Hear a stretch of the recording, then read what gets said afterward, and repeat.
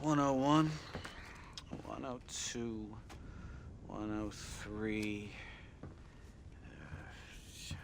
105, 106. I'm here to see Mr. Ross. 107, 109. Edgar Ross. 113. Upstairs on the right. 114. 115. 116. 117.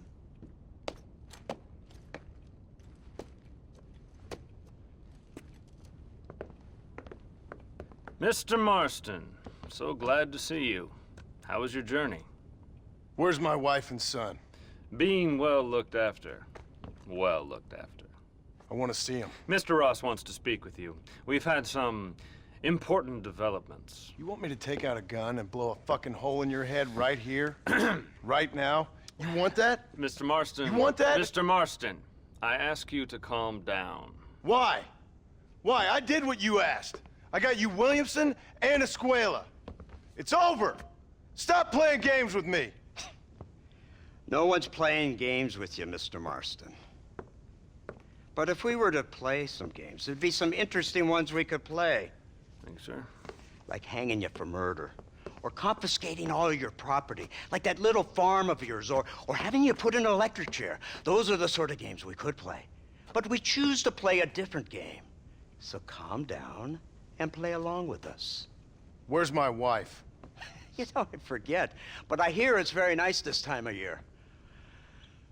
Mr. Marston, please, I've never insulted your meager intelligence. Do not insult mine. We've done this little deal for your freedom in exchange for all your men from your old gang. You gave us Williamson and Escuela. We still don't have Vanderlyn, but now we know where he is. Then go and shoot him. No, sir. I want you to shoot him for me. And then I'll let you be. The last thing I want to do is make martyrs out of all these people. He could be killed by some petty squabble by another lowlife. We believe Vanderlyn is holed up with a group of renegades near the wreck of the Serendipity riverboat. Yes. Another group of renegades. Obviously, the first group, your group, has, shall we say, been disbanded? Disbanded. Anyway, Mr. Ford and Mr. Marston, shall we go? Oh, Mr. Marston, your wife and son are doing well. Let's both try to ensure things stay that way. Okay? After you, sir.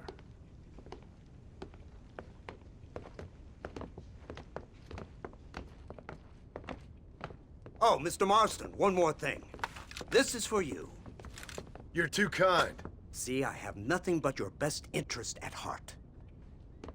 Let's hope it doesn't go off by mistake. 343. I have a patent for that, sir. This is an outrage. Oh, Mr. Marston. You're alive. Hello, Wes Dickens. Thought you were headed to Peking. So did I. So did I. A long story. But now it seems I'm being put under arrest and charged with narcotic possession or some other such nonsense. Ross, have him release this man. Why? Because he's a harmless old fraud, the kind of man that built this country. And because he helped me get Williamson. Did you hear that, officer? The man's a hero. Let him go. Come on, Marston. Moral degeneracy waits for no man. Let's hurry along. 344. 345. 347. 348. 3.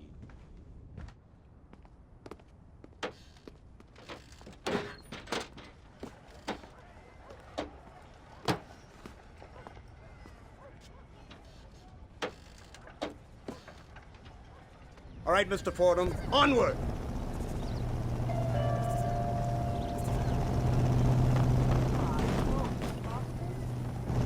Isn't this something? Lawmakers and lawbreakers working together for the good of civilization. Like you always say, sir, the higher the stakes, the smarter you have to play the game. I can't imagine I ever said anything quite so trite. In any case, I'm not sure Mr. Marston would agree with us. Unfortunately, Mr. Marston isn't broad-minded enough to appreciate the unique opportunity we're offering him. Son of a whore. Best watch your damn mouth! And it's strange you should say that, Mr. Marston, because according to my files, you are the whore's son. Now, what else can I recall from the files? Ooh, let's see.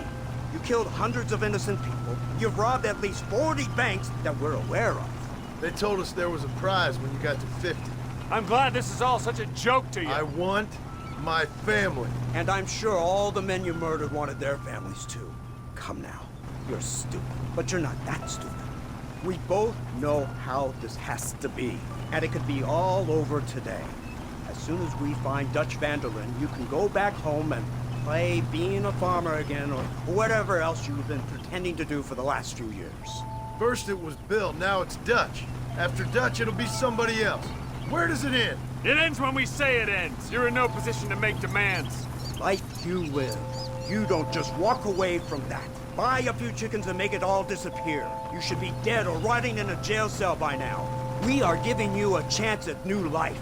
A chance at redemption. You can't erase your past, Mr. Marston, but we can.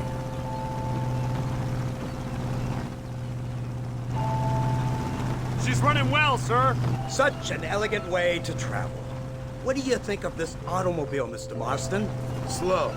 But so convenient and reliable. Are you comfortable? No. You see this, Mr. Fordham? The brooding cowboy. There aren't many of these left, you know. A bit of a cliche, admittedly, but still a dying breed. Like the buffalo. Just as dumb, but not quite as noble. They move most cows by rail these days, I hear. Not where I'm from, they don't. But you aren't from anywhere. A new dawn is breaking, Mr. Marston. This is the age of the machine. And soon, we'll all be living on the moon. Maybe. This is the future. Anything is possible. Finally, this godforsaken land is entering the 20th century. Prosperity has arrived. In the form of assholes like you. I don't understand you people. The trappings of progress are here for the taking, and you're too stubborn to take them. It's not far now. The old Serendipity wreck has been used as an occasional criminal hideout for years. We were informed that Vanderlyn and his gang are making camp there. We'll stop on the cliff above, and you and Agent Fordham will go on foot. I'll stay with the vehicle and keep watch. And you'll do as I say, Marston. Don't try anything stupid. Oh, I think he knows what's at stake. Don't you, Mr. Marston? Let's find Dutch and finish this. Right. Let's go, Mr. Marston.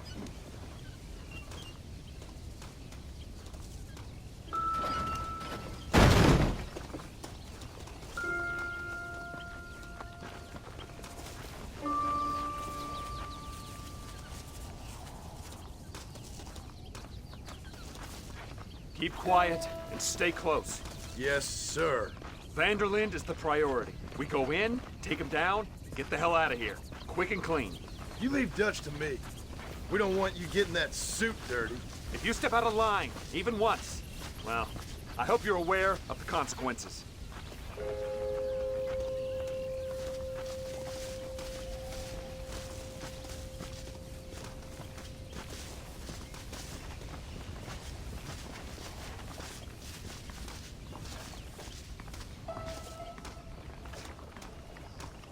Seems real quiet, don't you think?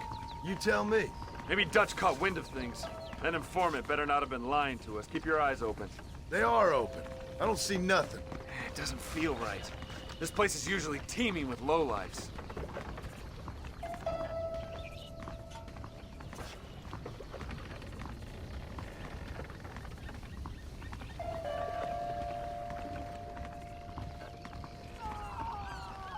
Did you hear that? Go see what's happening up there. I'll wait here.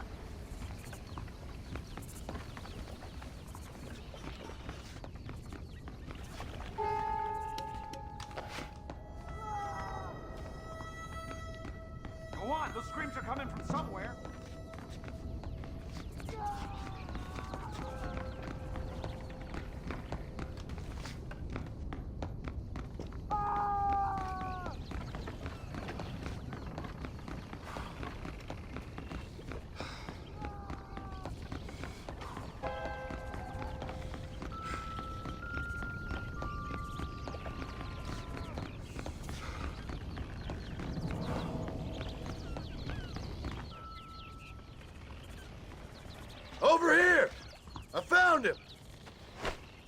Good God, that's her informant. Gnostis, what the hell's going on here? It's a trap! Shit, Marston! You'll have to carry this man! I don't think he can walk. Devil! Come on, we need to get him to safety. I'm wide open here! Unbelievable! There's the bastard! The army is on its way!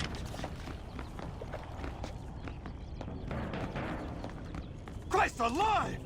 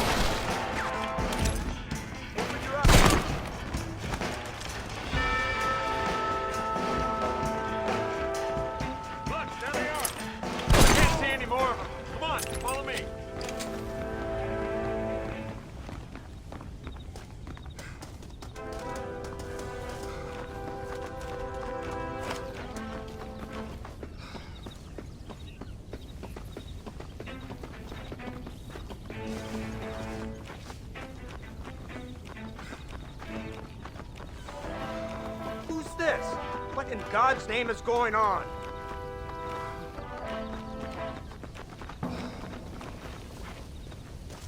Marston, lift this fellow into the back seat. Put him in the car so we can get out of here. Let's go, there might be more of them.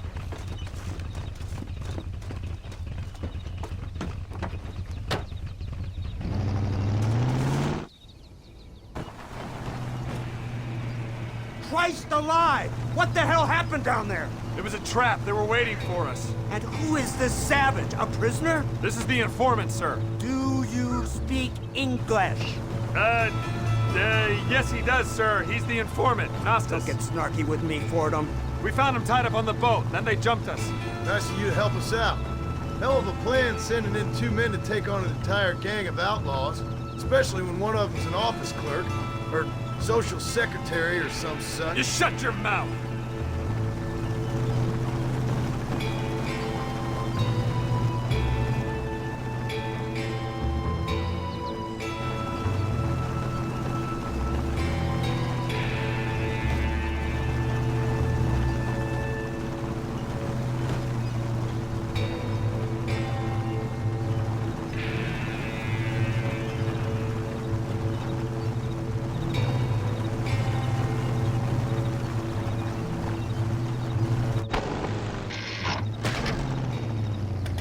Come on, not now! What's wrong? I don't know. The motor just gave out. Well, fix it, you fool! We need to get this man to a doctor! Of course, sir. It's Dutch's men. Marston, we'll hold them off. Fordham, we'll fix that damn engine! This way!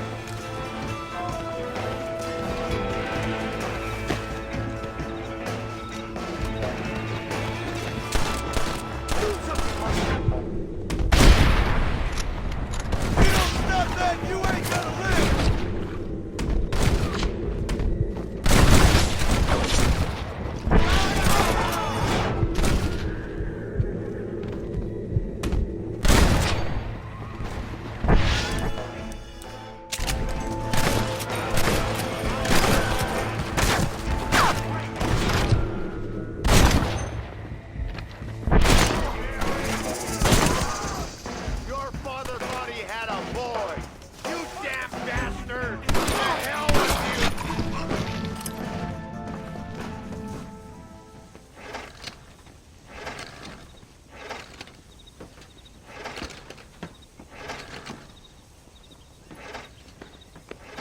I can't see any more of them.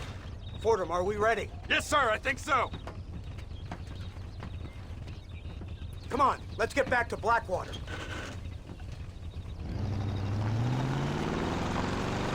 Damn, that was close. We're lucky to be alive. I'm beginning to see why Mr. Marston here has made it to such a ripe old age. You'll make me blush with all these kind words. So much for this automobile of yours. If this is the future, God help us all. It's not the automobile. Bad workman shouldn't blame his tools. Perhaps if Mr. Fordham maneuvered it with a little more finesse. I was trying to escape an ambush, sir. Even if it was running fine, they'd still have caught us. I can walk faster than this piece of crap. Give me a horse any day. So what now? Do I get to see my family? Where is Dutch Vanderlyn? I don't know. In that case, oh boy, no, you don't get to see your family. It's a fairly simple agreement, Mr. Marston, even for a man as devoid of intellect as yourself. If you'd like me to explain it to you again, I'd be more than willing. No, you've said enough. We'll find Vanderlyn soon enough. For now, however, I suggest we call it a day. So how does it feel, taking a man's wife and child from him? Does it make you feel good? How does it feel to kill hundreds of men in cold blood? You're a coward. You're a murderer. Actions have consequences, Mr. Marston. Come now, try to look on the bright side. The bright side? There ain't no bright side. Your family is enjoying a much-needed vacation, and in far more luxurious surroundings than those to which they are accustomed, I assure you. Soon you will be able to start a new life together, absolved of all your sins. I can think of far more upsetting alternatives. We should take the Indian to Professor McDougal, see what he can get out of him. Good idea, sir. I just can't communicate with them.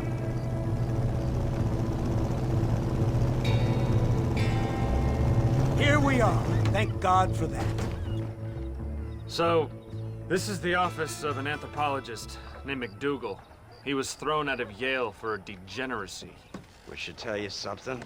Indeed, but he's been helping us deal with the natives in this area. They see him and they presume we're all idiot academics. Huh?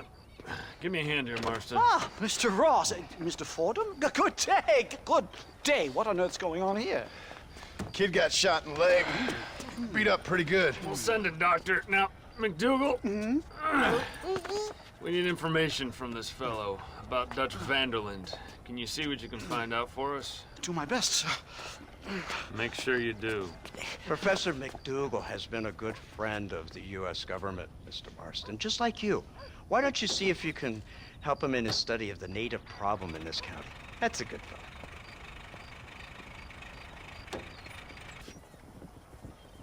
Hello there, sir. You look like a man who can do an honest day's work for an honest day's pay. Then looks can be deceiving, pal. Perfect. As honesty is in my business the worst policy. I work for our well-respected governor, Nate Johns. That makes sense. Now, there is a certain individual spreading nasty rumors about Mr. Johns. I'd like you to put a stop to this vile gossip and malingering. Suppose I can handle that? For the right price? Now, this individual has had the misfortune to be photographed enjoying some rather inappropriate company. Been seen with a local whore. Take these photographs to him. After you take care of business, return to me and I'll pay up the reward for your services. You're doing great things for your state, dear friend. You should be proud. Hey there, fella. What do you think of our governor, Nate Johns? Nate Johns? Why, that no-good, lying, backstabbing bastard, I'd like to see him horsewhipped. Why you ask, friend? Needed to make sure I had the right man. Would you care to take a quick look at a couple photographs of you coming out of a fine place of not much repute? What?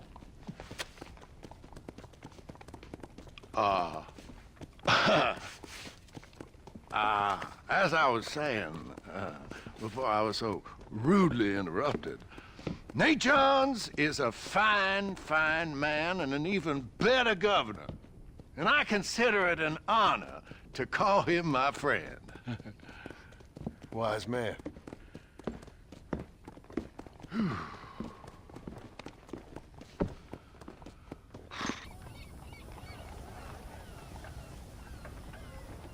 Hey, Kinnear. Oh, hello again, sir.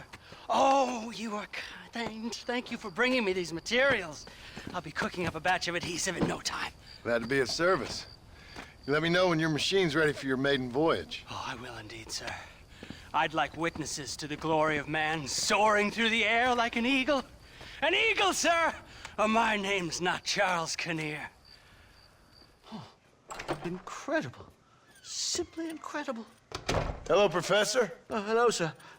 Oh, Mr. Marston, sir. Good day, good day. How are you?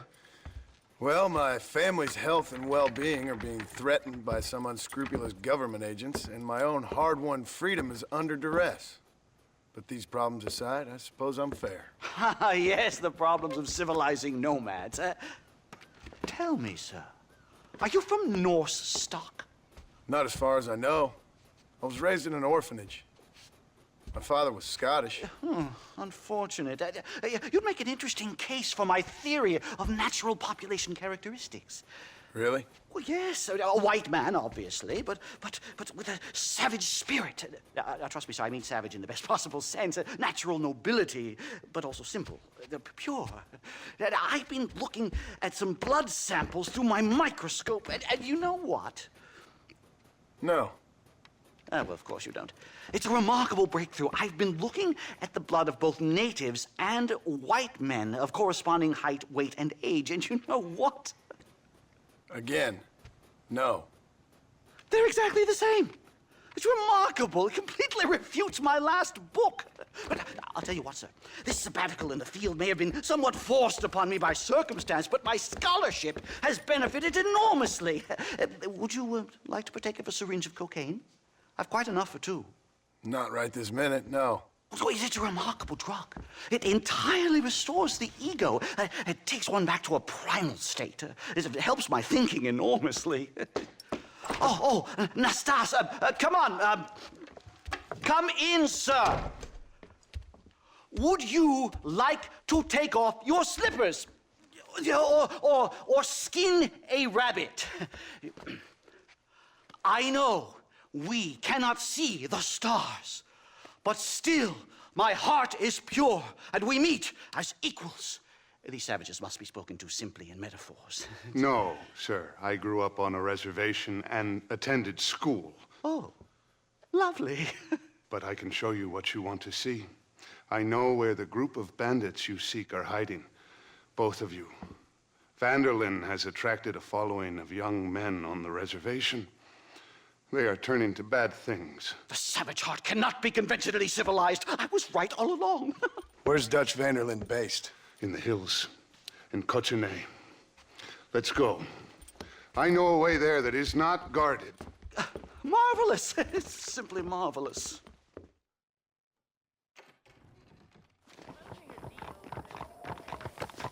Time to do our bit for humanity, Mr. Marston. Follow me. So, I understand we have a mutual interest in Mr. Vanderlyn? You gonna kill him too?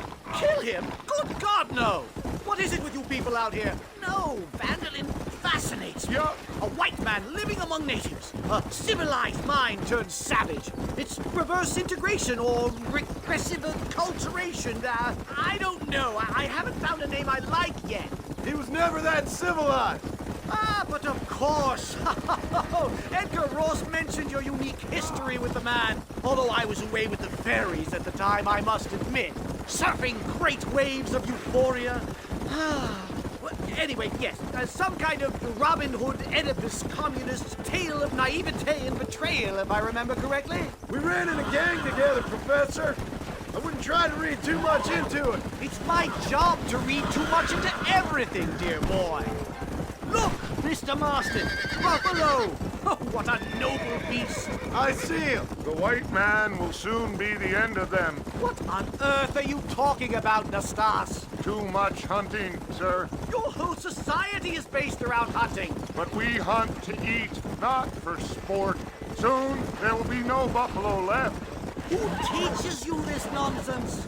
Extinction is a myth refuted by Darwin. Species don't die, they evolve. Hunting in time will make the buffalo stronger. These trees are quite foreboding, Nastas. Are you sure this is the right way? Yes, sir. It's rather dark. Ain't you never seen trees before? I thought you were a brave cultural explorer. Whoa! It's this way, mister. Good Lord, no. I rarely leave my room. I explore with the mind, Mr. Marston. Enjoy it while you still can. Soon you will have cut down all of these trees. Me? Or are you making a sweeping statement about the white man in general? There is no respect for the land anymore. I'm sensing some hostility, Nastas. Some anger. Talk me through this primal emotion, where it's coming from. Don't worry about it, Professor. Hi-yo!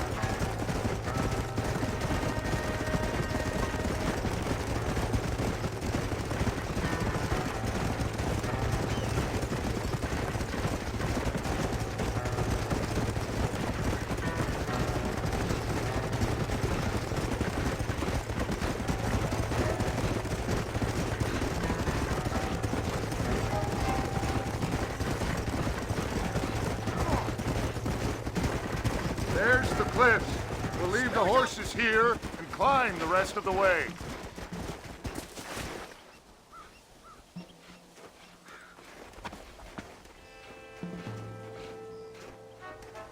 Remarkable. I'm afraid I don't really have much of a head for heights.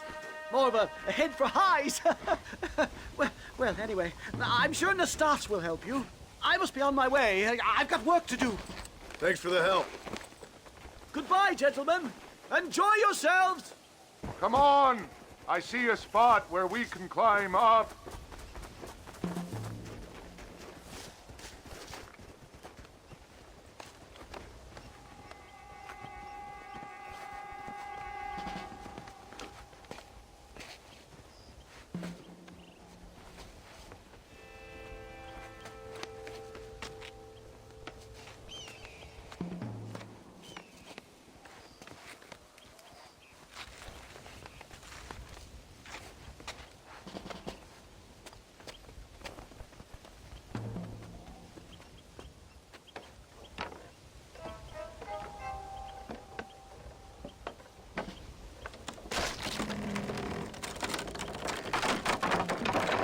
Damn! See if you can find another route, Mr. Marston. I will have a look around.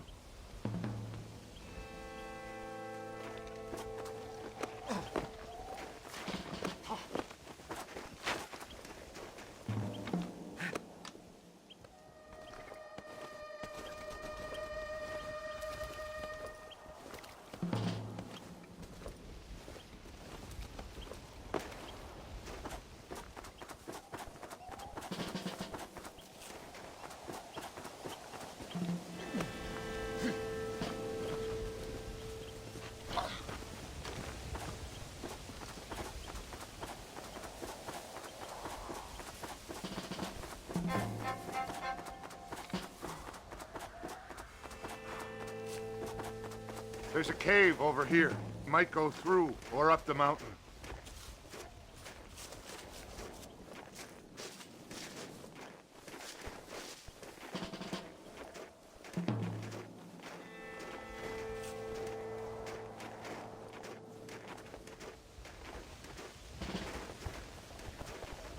Yes, look at this.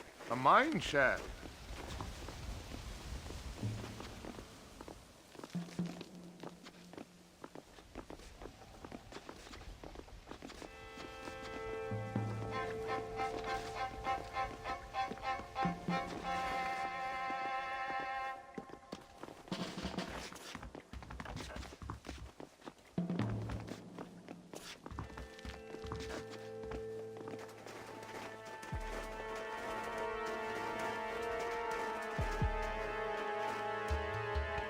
This way!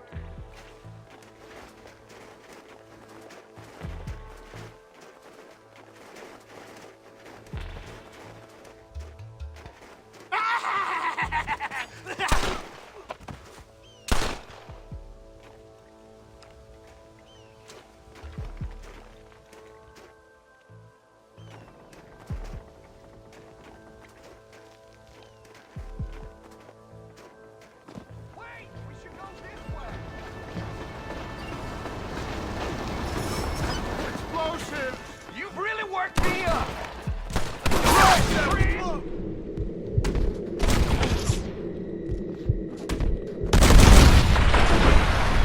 Just give it up!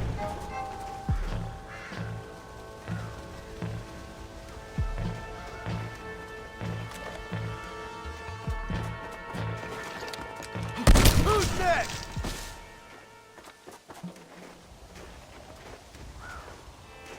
I'm hurt pretty bad. I don't think you should go any further. I'll be fine. But you go ahead. I don't want to slow you down. You sure you're all right? Just need to take it slow. Go on. I'll catch up or see you on the way down. Don't worry about me. Go look for Vanderlyn. Good luck.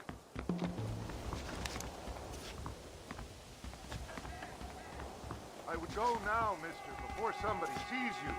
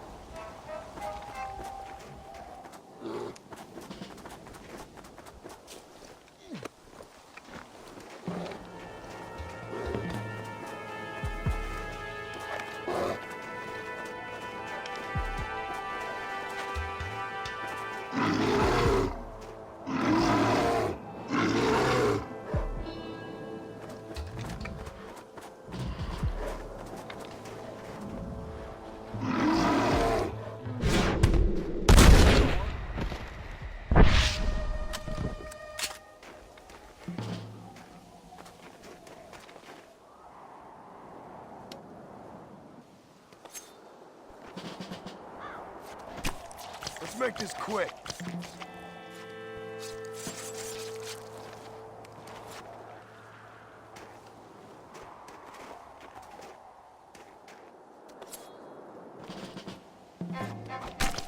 This'll fetch a good price.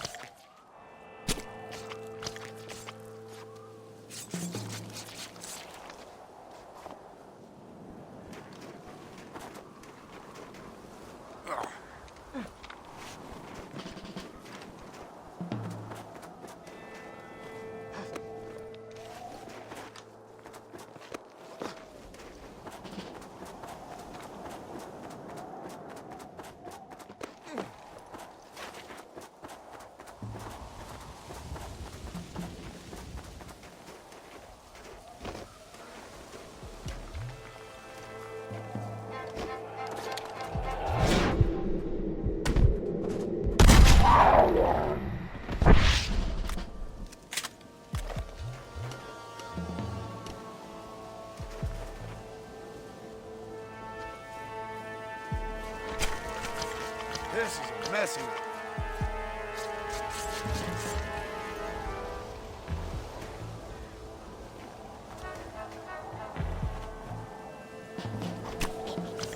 Tough one, ain't you?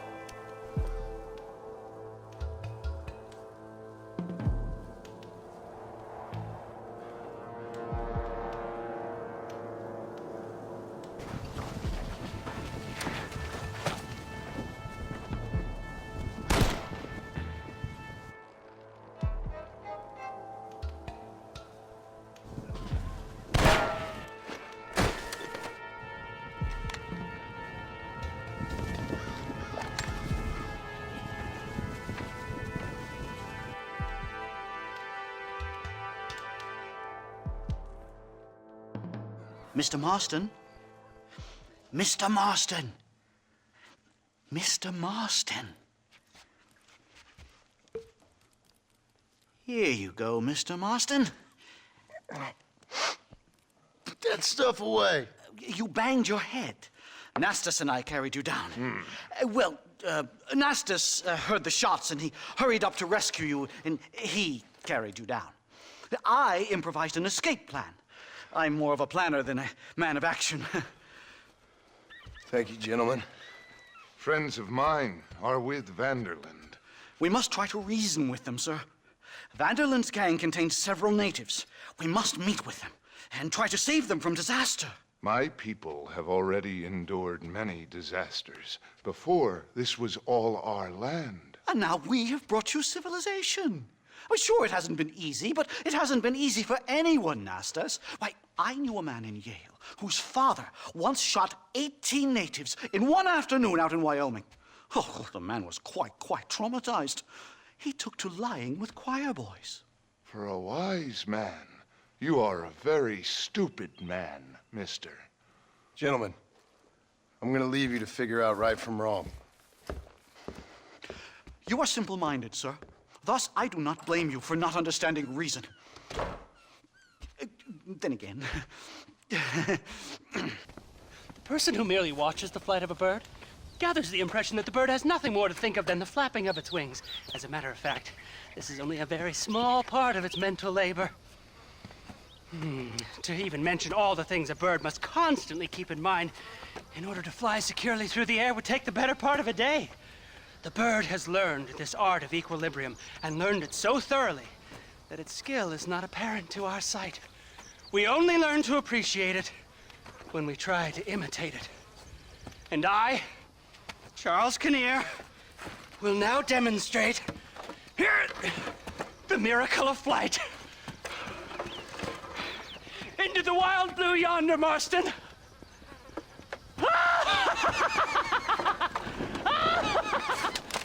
Oh, dear. You, a scum who can become as angels if you just put down the booze. We are campaigning in Congress. We will save this nation from itself. In the land of liberty, men should be free to live soberly without fear that the perils of drink may overcome them. Do you like what you hear, sir? Not particularly. You'll take away our last freedoms, friend. Freedom to forget about our troubles. You don't have troubles, friend. You have all the joys of heaven here on earth if you just put down the bottle. You don't know me so well, friend. If you did, you'd know how moronic that sounds. I, Abner Forsyth, am not afraid to be called moronic, sir. That I don't doubt. Good day, sir. Oh, it shall be, sir. When we live temperately alongside one another, you are doomed. Doomed! Hey, mister. I heard about you. Sure you did. You that boy killed Bill Williamson over in Mexico. No, you got me mistaken, partner. I ain't. Boy told me all about you as soon as you come to town. Town? That's what you call this? What's wrong with cesspit?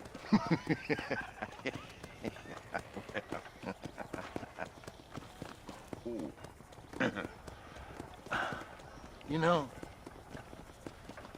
I saw you talking to that Abner Forsyth. Who? The temperance movement man. Man trying to put me in a poorhouse. Oh, yeah. Interesting fella. He's Jeremiah Somerset's pawn. The industrialist wants the state to outlaw public consumption of liquor so as he can make a fortune selling personal gin stills. Leave bar owners like me begging in the street. Ah, my heart bleeds for the three of you. I just can't figure out which one I dislike the most. You kill Abner Forsyth, I'd do right by you.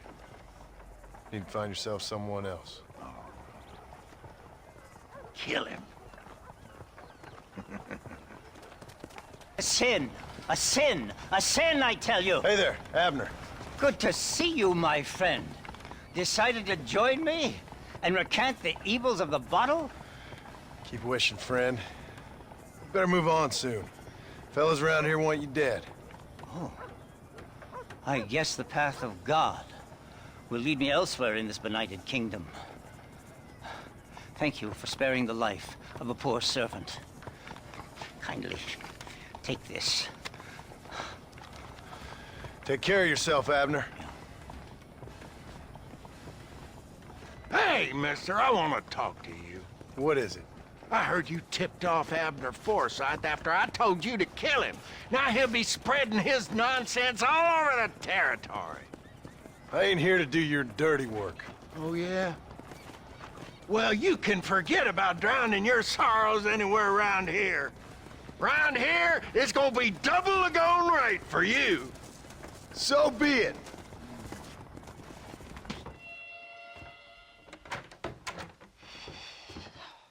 What a pleasant surprise, Mr. Marston.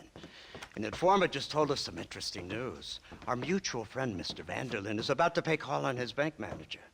What do you say to having a little financial discussion with the fella? This way.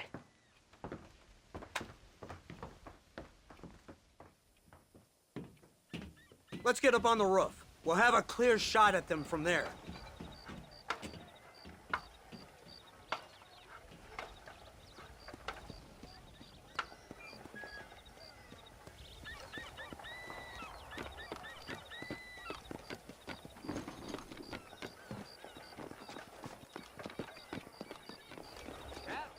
That door is the only way in and out of the building, so cover it tight. Do you see those horses to the left by the building across the street? Dutch's boys hitched them there. They'll have to run that way to make their escape. Don't start shooting until they're out in the open. If we spook them, they might retreat back and hole up inside. Don't shoot till I give you the signal. Keep your sights trained on that bank door. I got this badge for a reason. Don't shoot till I give you the signal. Someone's coming out. He's unarmed. Hold your fire. Guy Crossfield, never mind. They shot up there! They're coming out! Gun them down! I hope you know. They're making a break for it!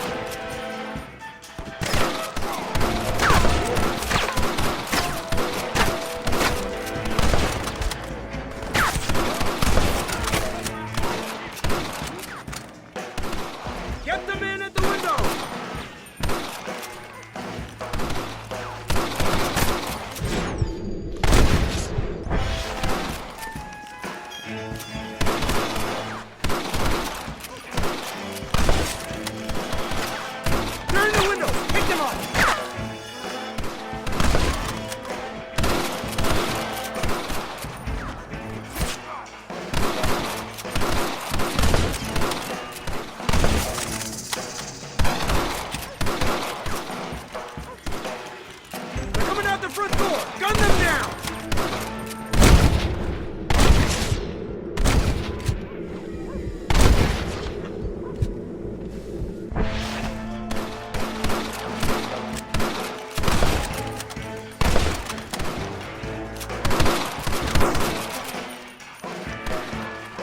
Got some making a break for it. Get there.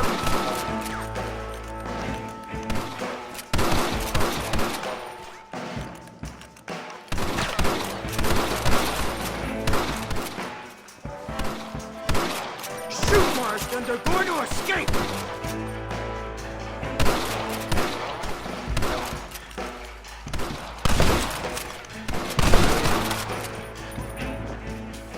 Marston, head into the bank with Hopkins and Manning. Get Dutch. Be careful. There may be some innocent people there.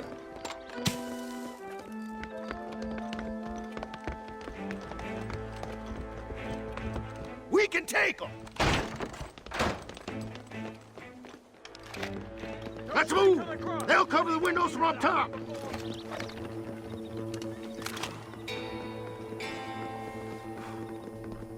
Shoot the lock off that door!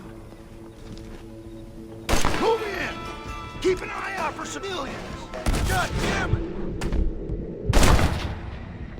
This shit's ugly! I ain't gonna tell you again! Last chance to It's marriage, boy. Help me! Please! I ain't playing here! Ah, shit, come to lynching! Town hall. Cut in the horseplay! Come on, let's check out upstairs!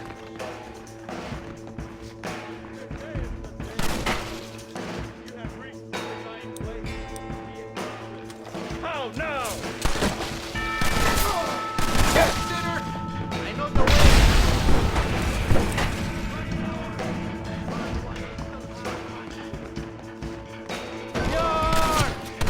They lost me in here! Marston, get the door! We got you covered!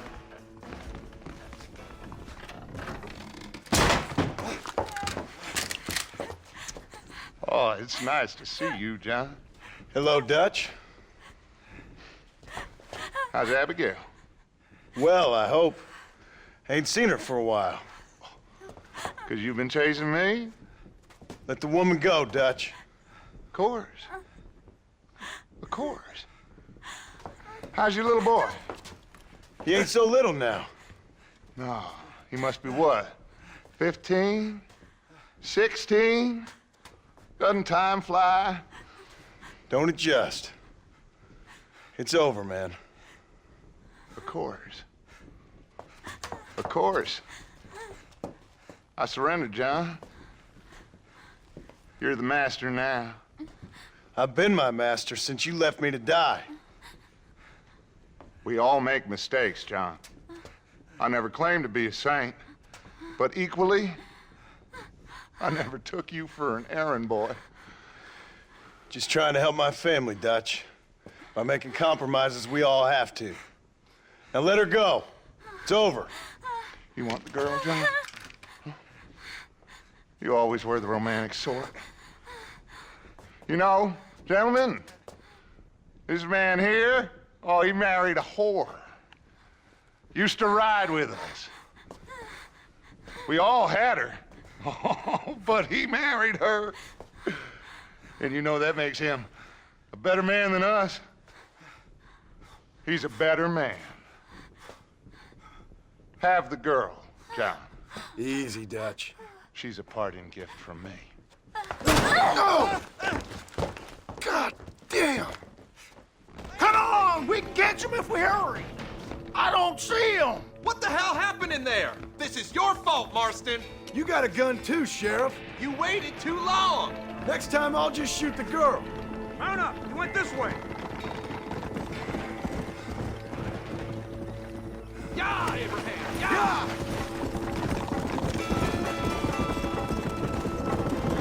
Hey, what happened in there? We saw Vanderlyn escaping from some men. He stole off with the bank manager in an automobile. Let's just say, Dutch ain't gone and got himself saved. He killed some poor woman. There's an old logging camp further down this road. It's been abandoned for years. My guess is that's where they're headed. Come on, follow me.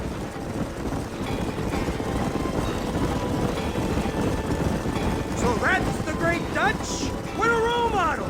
The man who made you who you are. I guess so. Has he changed? No, still the same crazy bastard he turned into. How was it seeing him after all this time? Did he tug on your heartstrings? Kind of reminds me of you. Violent piece of shit who went and confused himself with God. Isn't that sweet of you? And now you must kill him. Your side is chosen. My side ain't chosen. My side was given. I'd kill you 100 times before I killed Dutch, if it was an option. Hallelujah! I think we're finally reaching an understanding, Mr. Marston.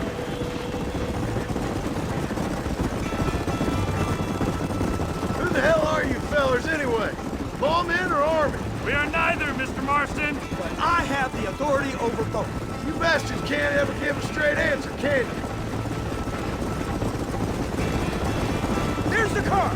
They must abandon it and continue on foot. Go there. Come on!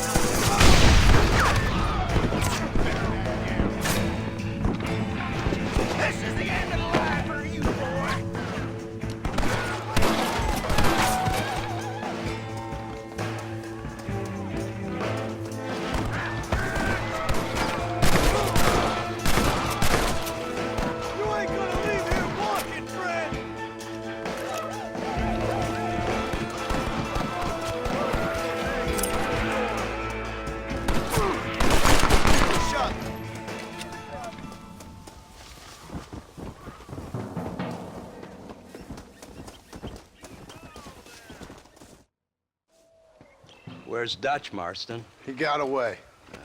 Scared to shoot him? Too much to handle? When the opportunity presents itself, I'll put a bullet in him, don't you worry. Won't like myself for doing it, but I'll do it. Ah, good man, good man. You know, at the end of this, you'll probably get a medal. I know I shall.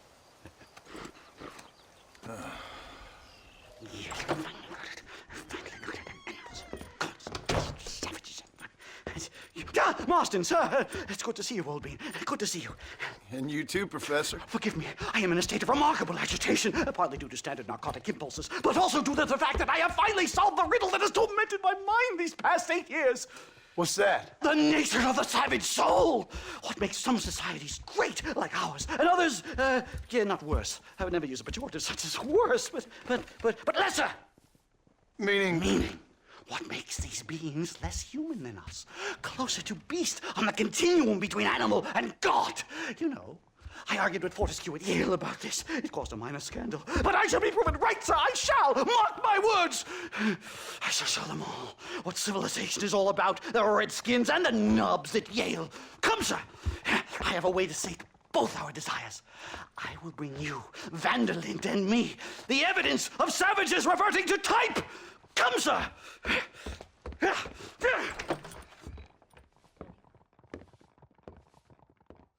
Follow me! I asked Nastas to bring the horses around front.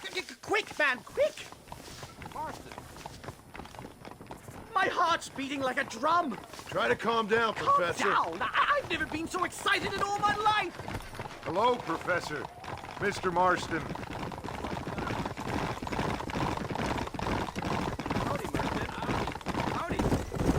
This is it! Years of research! What were you talking about back there? Where are we going? Nastas has set up a meeting. A powwow, I think they call it. A meeting of minds, of souls. Indians and whites, academics and criminals coming together to find a common understanding. Nastas, this fool's making no sense.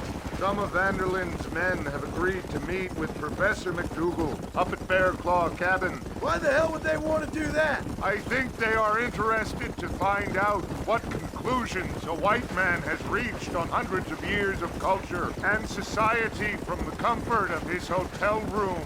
Wonderful! Do you think I could ask for a skin sample from the soles of their feet? I don't think that's a good idea.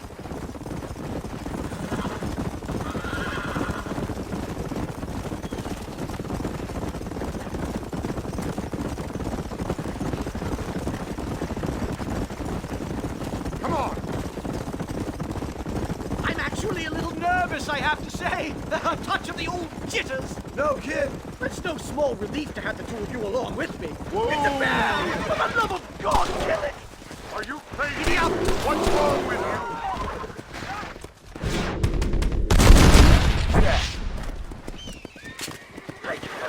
No, let's get out of here! We can't stop now! Here! Don't hang back there like a wet blanket! My goodness, I'm still shaking! What a ferocious animal! That bear showed no signs of aggression. If we hadn't shot first, it most likely would have ignored us and moved on. All very well for you to say. Perhaps you have some kind of primal bond with these animals, but I, sir, have nothing but my innate instinct for self-preservation. This is it. Whoa, whoa! Well, let's get this started. I hope I don't have to smoke a pipe.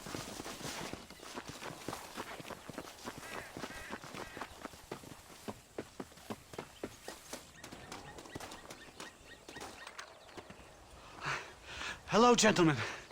We come in peace. Those words mean nothing coming from people like you. Look at what you've done to us. Look at us! We live like animals, scrabbling in the dirt. Well, violence isn't the answer. Maybe you live in a different America than we. Men like Vanderlyn will lead you to disaster. I think we've already experienced disaster. The likes which you could only imagine. Put your hands up! We come in peace! Do as he says, Marston. You call this a meeting? Give me your damn weaponry. This is not what we agreed to. You shut your mouth, you treacherous snake! Holy shit! Damn it, Dutch! Professor, get down now! They killed the stars! It's a nightmare! Do something quick! Stay down and keep quiet! You damn bastard! Whatever you do, please don't leave me here!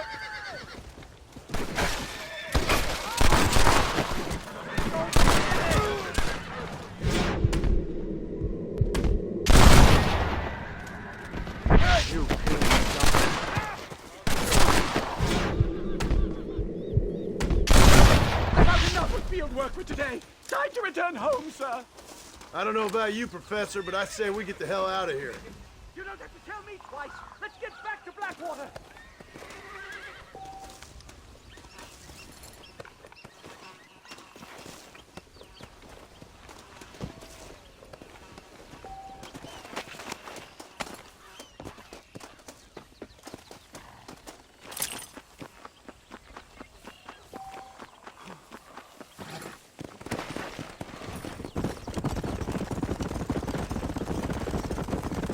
Come on! We should move quickly! There's plenty more where they came My from! God, I feel terrible! My head is pounding! Getting shot at'll do that to you! I'm completely drained! It's like my body has aged 10 years! Stop moaning and ride! It can't be happening! Not again!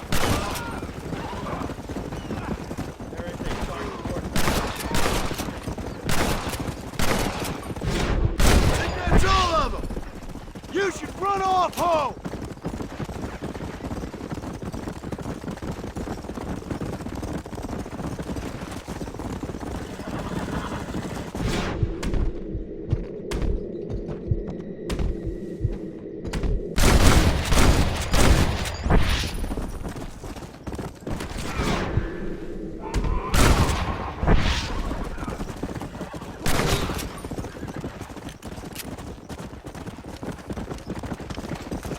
Come on!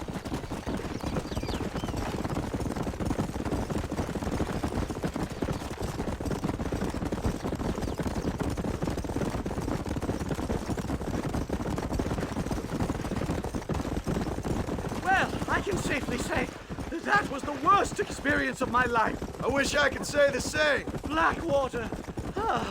I will never talk ill of you again. Civilization in all its glory, Mr. McDougal. And am I glad to be back?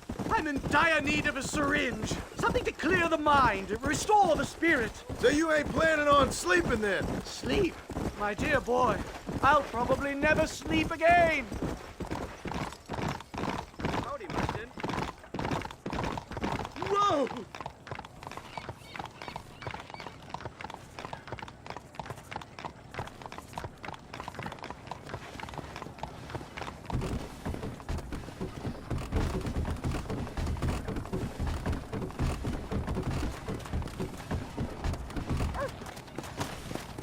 Safe and sound. Thank the Lord. So much for a meeting of minds. Thank you, Mr. Marston. I could be boiling in a pot right now if it wasn't for you. Get some rest, Professor. Mr. McKenna, what are you doing here? Thought you were running a film company. Oh, Marston, how the fates have spurned me. The muses cajole and lament my foolish nature. The hubris. The hubris! It gets the best of us. I've lost everything. Every last dime I invested in that studio is gone. The production was delayed by weather. That fool Spatchcock fell in love with the cameraman and ran off to Canada. Damn you, the gods of bad weather! And the hearts of vain men. Guess I'll have to go make dreams elsewhere. Good luck. It'll take more than luck to stop me.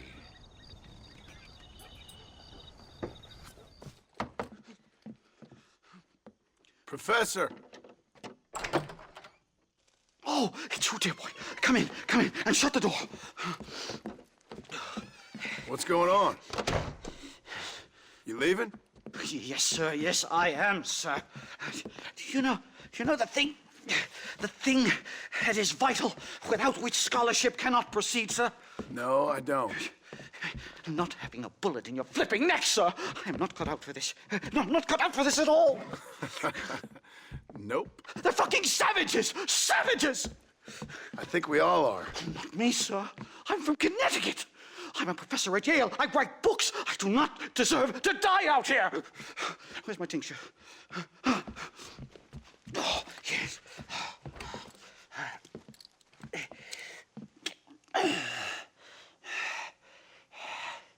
You okay, Professor?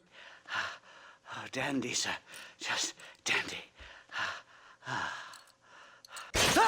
Oh, great heavens above! Is that you, John? Hello, Dutch.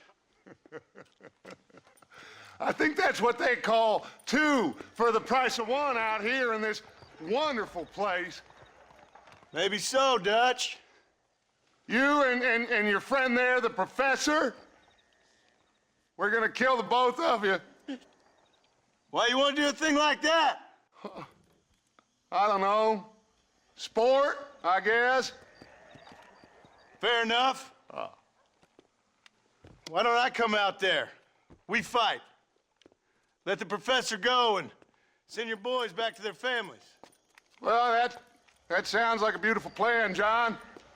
Only problem is, my boys here, they already lost their families a long time ago. We aren't thieves, John. We're fighting for something a bit like you. Only we're fighting for an idea, not just for ourselves. That's beautiful, Dutch. You always were a fine speaker. I was. Now, would you kindly send that academic out here so we can show him what we really think about the art of anthropology? Please, sir, what are we going to do? I'm gonna hand you over to him and watch him tear you limb from limb. What? I'm just kidding. We're gonna run across the rooftops. Get you back to your ivory tower. Oh, thank you. Thank you, sir. Don't thank me, we're still here. Come on.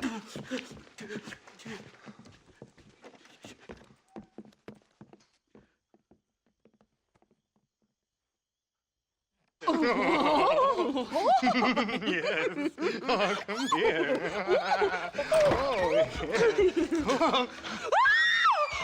Good day, sir. Madam. Look here, sir. What is the meaning of this outrage? You two stay down and shut up.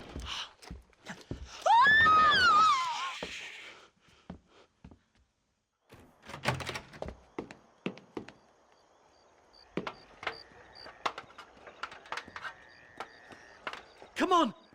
We can get to the roof this way!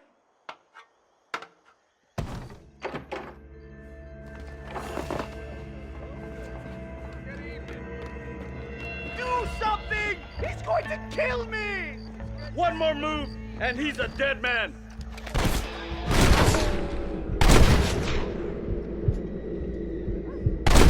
Oh, you took your sweet time!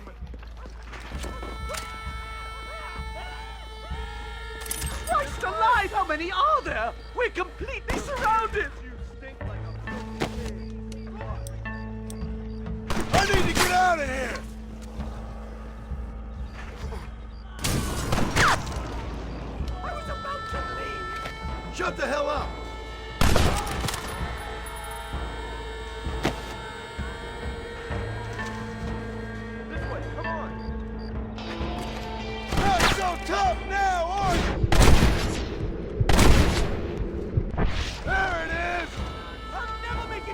New Haven!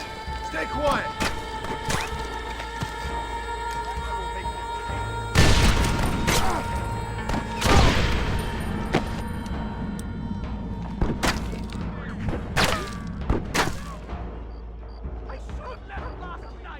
I'll shoot you in a minute, Dougal.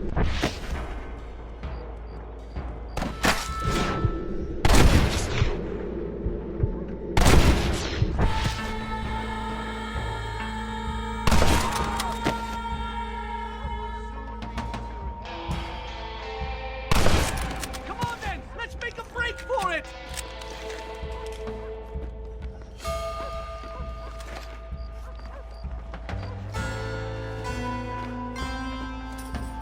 Come on! Let's get out of here! The horses should be in an alleyway down here! What the devil?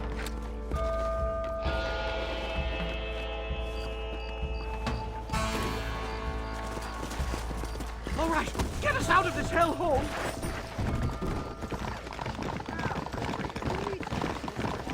Come on! Head for Manzanita Post! I'm taking the first train out of here! This really couldn't have gone more horribly wrong!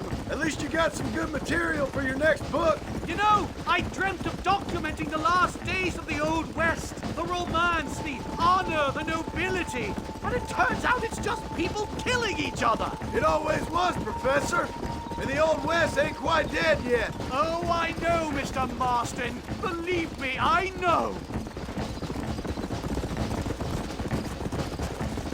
Leave me alone! Giddy up! Oh my God! There's more of them!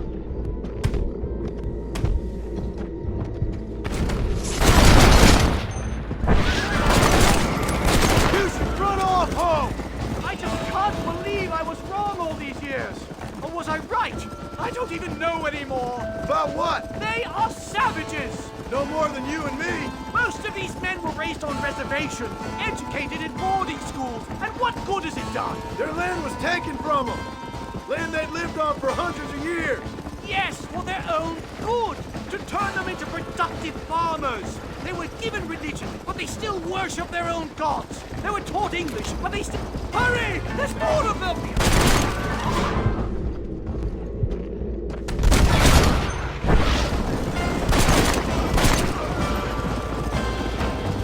Can this get any worse?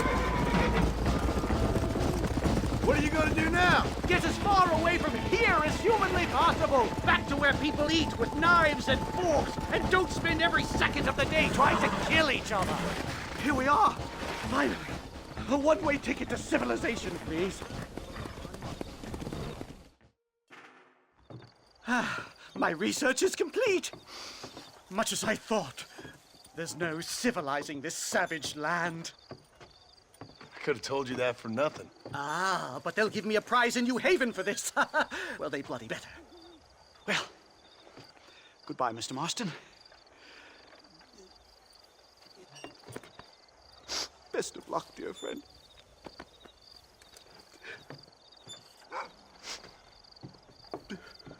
So long, Professor. So long, sir.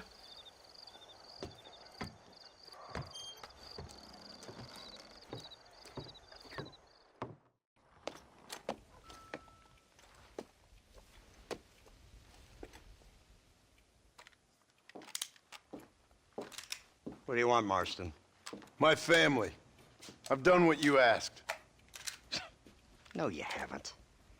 This is the land of opportunity, and I gave you the opportunity to save your family, and you failed. How could I possibly reward you? Marston, you're a public menace. We should have had you killed. I wish you had. But since you didn't, where's my family? Oh, spare me the noble savage fall on the sword tripe, will you, old boy? It's nauseating. You don't wish to be dead. You're an insignificant creature desperately clinging on to life like the rest of the scum in this town. Yeah, I know, it's tough. You like Dutch. He's a charming fellow. He makes sense. He's like one of those nature writers from back east. Only he takes things a tiny little step too far. rather than just loving the flowers and the animals and the harmony between man and beast. He shoots people in the head for money and disagreeing with them. He's a goddamn killer. Now, I'm not a great intellect, but the metaphysical leap from admiring the flower to shooting a man in the head because he doesn't like the flower is a leap too far. So, I know it's easy. You see, me and Archer, we're the bad guys. We enforce the rules. Now, while the rules may not be perfect, they're really not so bad. Exactly. What's the alternative? Yeah. See, I'll tell you what the alternative is. It's not complicated. It's about one man and his gun versus another man.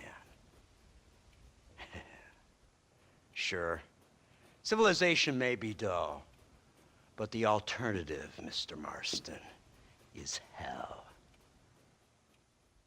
And the way you enforce this civilization, this freedom for men to like or not like flowers, or whatever in God's name you were just talking about, is to kidnap a man's wife and son? Well, I know there's contradictions. I'm not going to lie to you. Yeah, as I said, I'm not a great intellect. Now, after the debacle with the army and the bank, we have to put Mr. Vanderlyn to rest ourselves. Will you help us? Do I have any choice? Now that you mention it, no. Then what was that pretty speech in aid of? I don't rightly know, but it sure felt good saying it. Shall we, Mr. Marston? Let's go.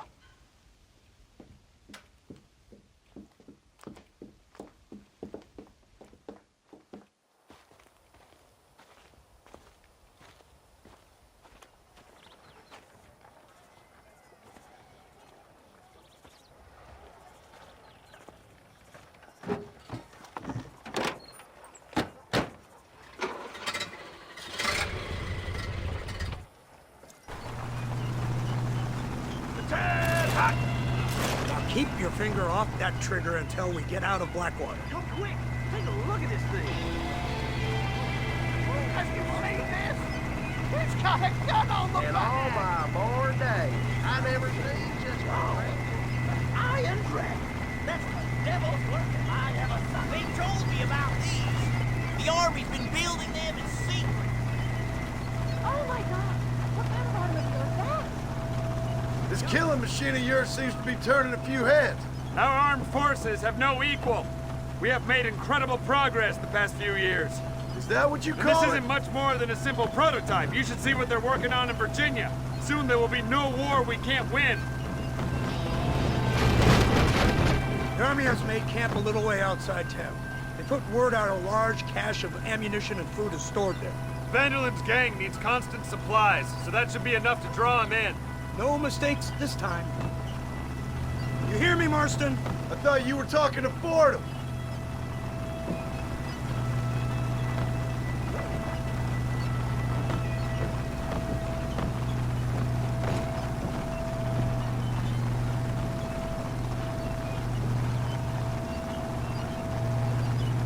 Hear the cow! Look, they brought the machine gun.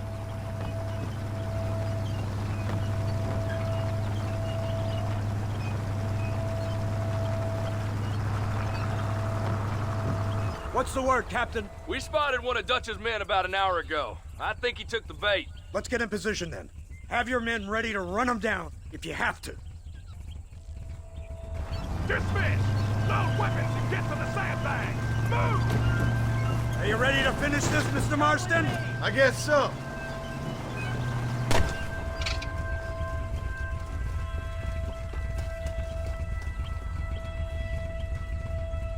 Hold your fire until I give the word.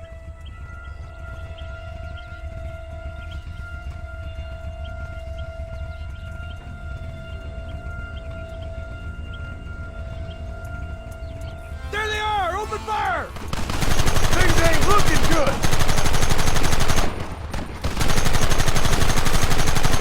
It is here!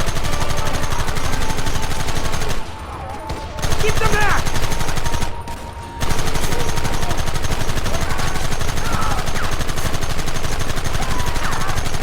Kill those bastards!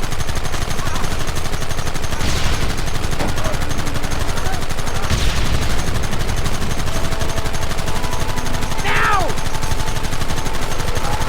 I need to get out of here! This ends now!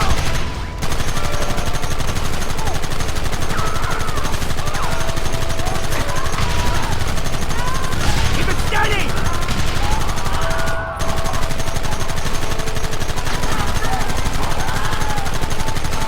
They're retreating! Cease fire and mount up! Going after them!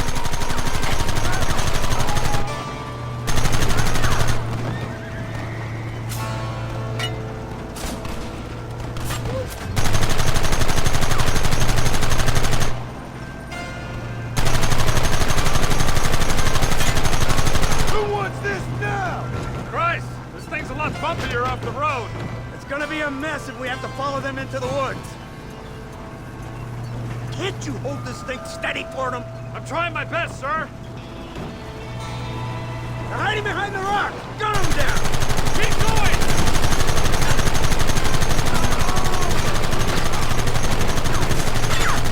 Hold him off!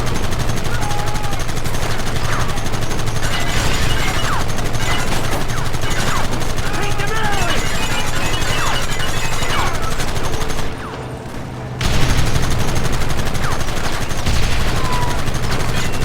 Gun them now!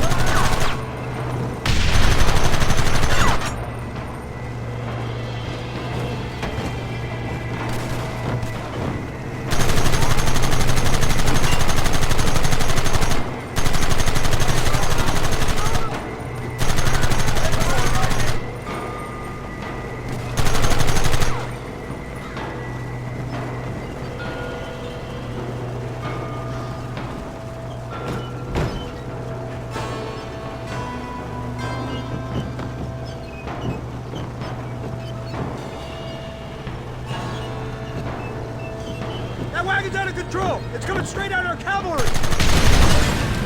Too close!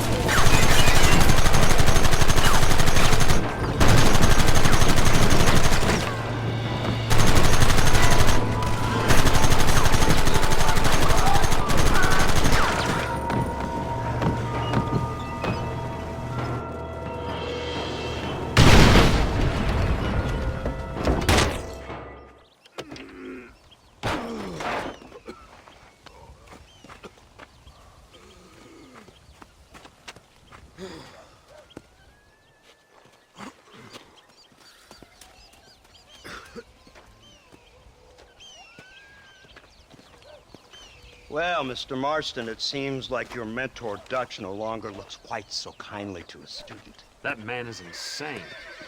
So it seems. I think we need to get him before sundown. As you say, Captain.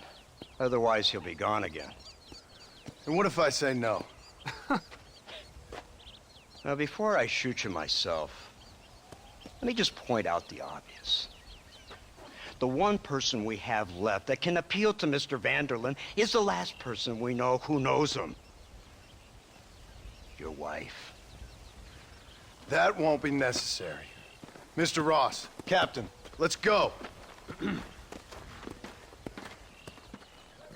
up, men. Let's move out. Let's go.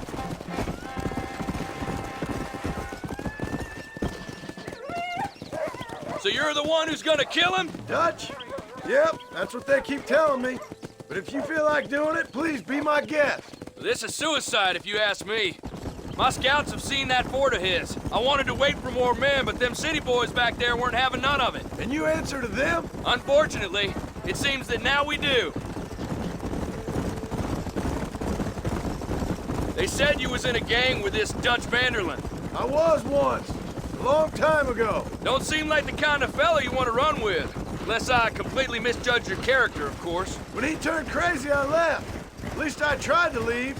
Till those suits back there came and knocking, threatened to kill my wife and son if I didn't go after them. Strange times we live in, partner. Strange times. It's a funny business. Army, government men, criminals, with all due respect. You're telling me? Too many hands on the tiller, if you ask me. This is how mistakes happen. My boys don't know who's giving the orders no more. Take it from me, mister. When we get up there, it ain't gonna matter. It'll be every man for himself. Slow it up now. I can't believe Van der Linde has built himself a fortress in the mountains. He's crazy, but he certainly ain't stupid. You already seen that place, right? McDougal told me you went up there with that Indian chap. I seen it all right. We'll be lucky to last 5 minutes with this many men. Governor Johns is going to be very pleased. Nate Johns? What's he got to do with any of this? Let's just say he has a vested interest in cleaning the filth out of this region.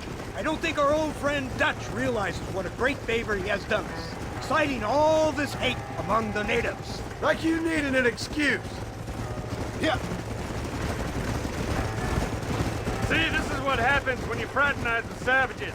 How could you ever follow a man like that? How could you ever follow a man like Ross? Van der Linde is a psychopath, a murderer, and a rapist. Ross don't seem too different. Dutch was a good man once. A far better man than you. So what made him this way? I don't know. Bastards like you. Seeing that things never change. Come on. I hope you're ready to finish this mess. Anything to get you sons of bitches off my back. There's always somebody watching, Mr. Marston. I thought you'd have gleaned that much by now. You think you're so clever, don't you? No, it's you who thought you were clever. You thought you could just walk away from your old life. Make no mistake. We have been watching. Don't speak to me. You're really an ungrateful slug, Marston. Instead of punishing you for your crimes, we are giving you a chance to kill the men who betrayed you. You didn't have to punish my wife, too. Oh, please. She's hardly innocent. Don't you talk about her like that. Oh, I would never talk ill of dear Abby. Do you call her Abby or Abigail? I prefer Abby. No, I like the woman. A little rough for my taste, but very pleasant. I can't wait to put a bullet in your head. When will this be over? It's you who's been dragging it out, not us. We sent you to Fort Mercer with the simple task of killing Bill Williamson. Next thing you know, you're running all over Mexico like a headless chicken. And now it's Dutch. He's the last one of your merry band, is he not? Then you can go back to your farm, or what's left of it. If need be, you can always send your wife back out to work. I hear she works hard. Go to hell! This old gang of yours just won't die easily, will it? I wonder how many deaths you are all responsible for. How much money you took from pockets of hard-working citizens. We did more for the people with the money we took than the damn government ever did. Good God! This flawed philosophy yours again. If you wish to argue the finer points of ethics, I suggest you learn to read first. And I suggest you learn how to shoot people in the front, not the back.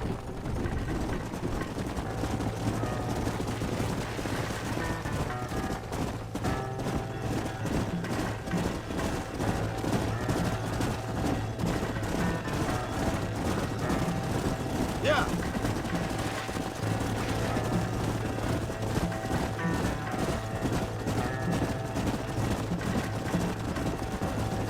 Go. Come on.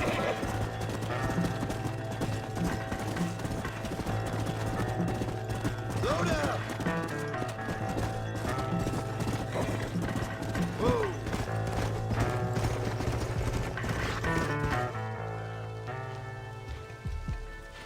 You, blow that gate open.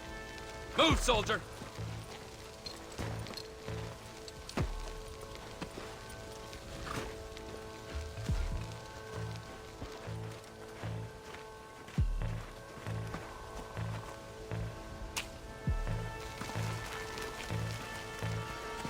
Go! Get down!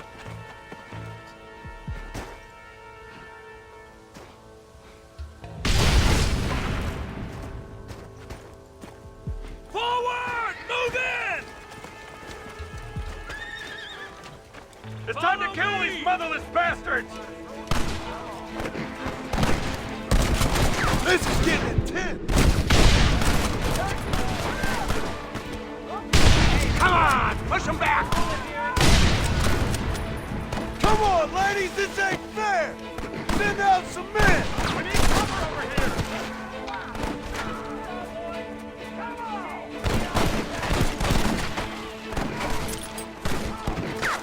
Just give us time!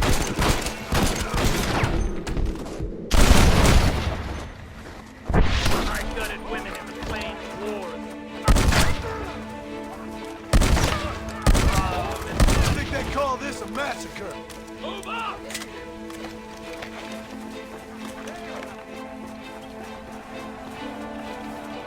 Here come more of them!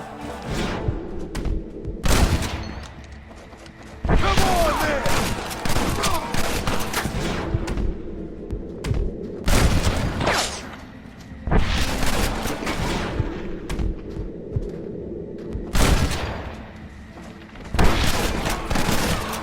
Covering fire!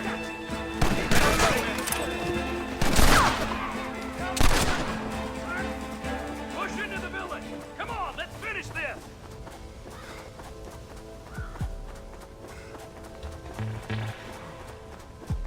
Lord above! I'll send you to hell!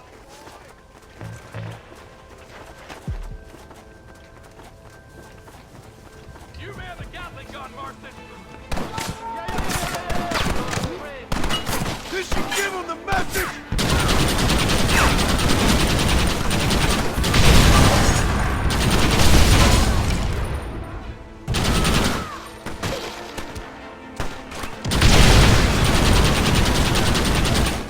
Gun them down! I can hear you shaking!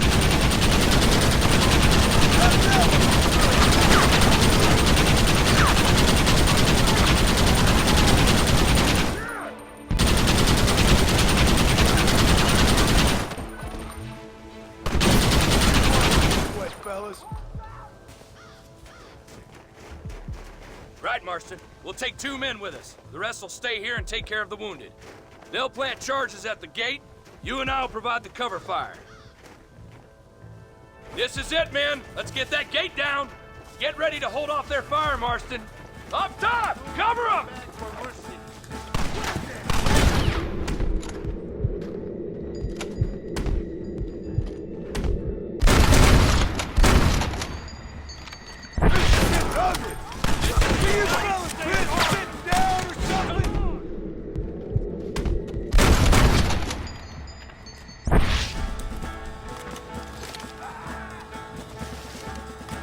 Marston, leave them wide open! All right. Stay calm, Stand mister. surrender! What are you doing? Shoot them!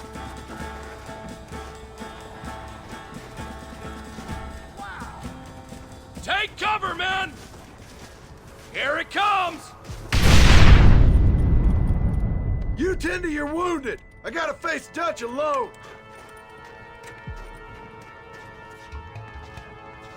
Looks like it's me and you, John.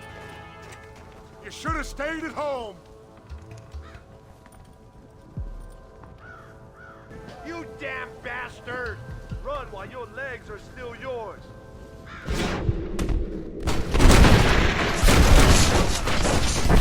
For all I taught you, I'm ashamed. I don't have a choice. There's always a choice. You're just too blind to see. They got my family. Your family? Abigail was any man's wife, John. Jack, he's another whore's son, just like you.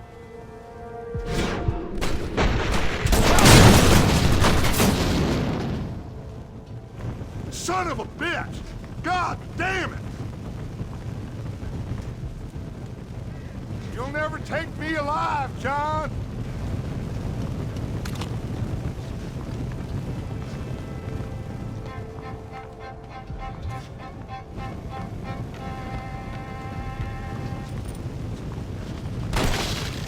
It's over, John. I ain't leaving here without you.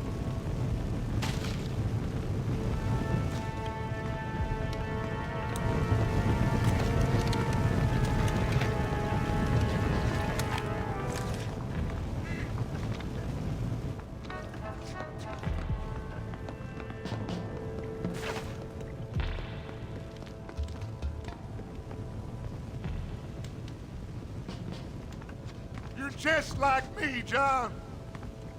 You can't change who you are. I ain't like you.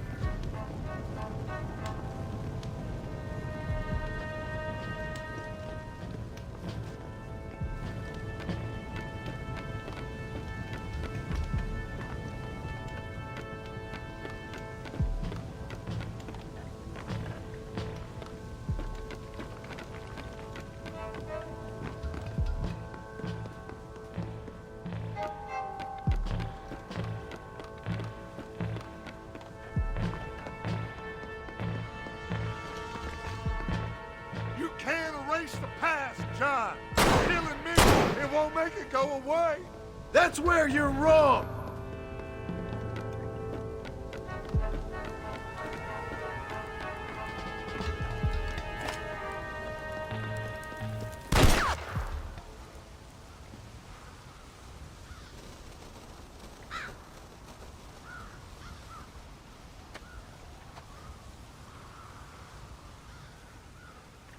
Hello again, John. Hello, Dutch. We gotta stop meeting like this. Sure. I got a plan, John. You always got a plan, Dutch. This is a good one. I don't doubt it. We can't always fight nature, John. We can't fight change. Can't fight gravity. We can't fight nothing. My whole life, all I ever did was fight. Then give up, Dutch. But I can't give up, neither. I can't fight my own nature. That's a paradox, John. You see? Then I have to shoot you. When I'm gone, they'll just find another monster. They have to. Because they have to justify their wages. That's their business.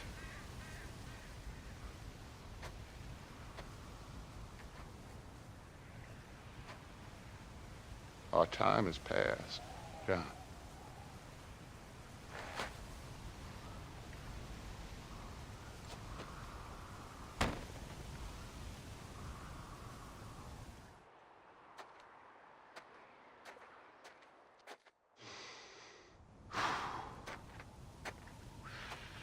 So at the end, you didn't have the guts to shoot him. The man's dead, Ross. Sure. Can I see your gun?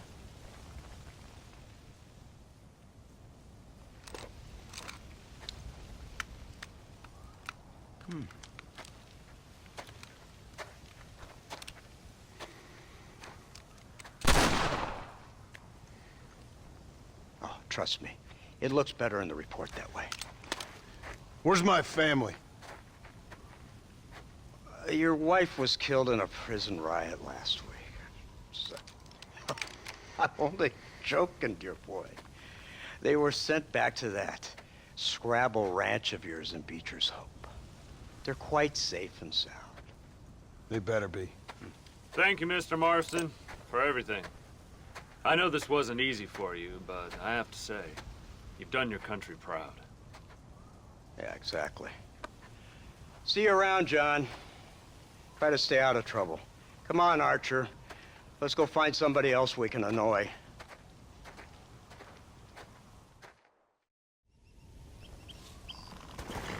Come on.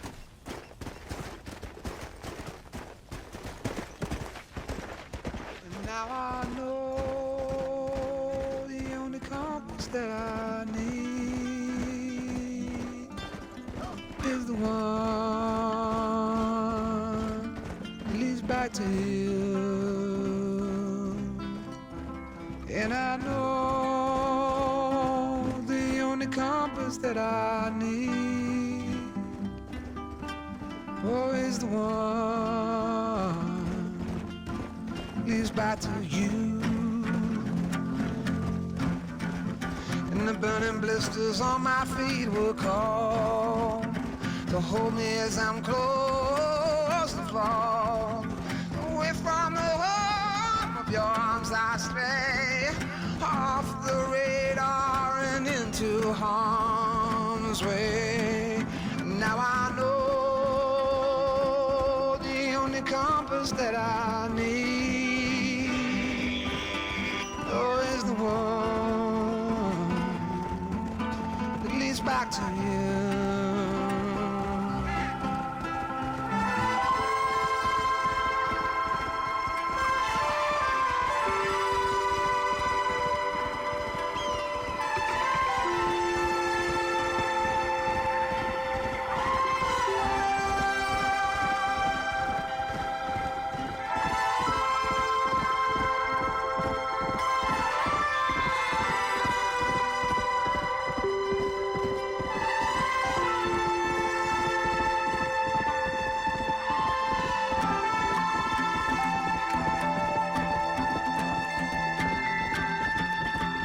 Coffee waves the hand again, coaxing letters from the pen, but words just sit like empty scribbles, such empty caffeinated riddles.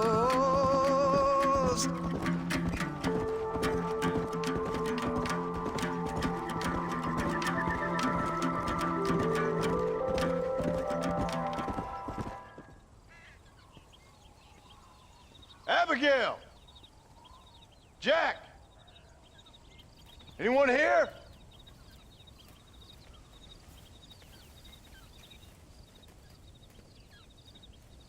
Anyone home?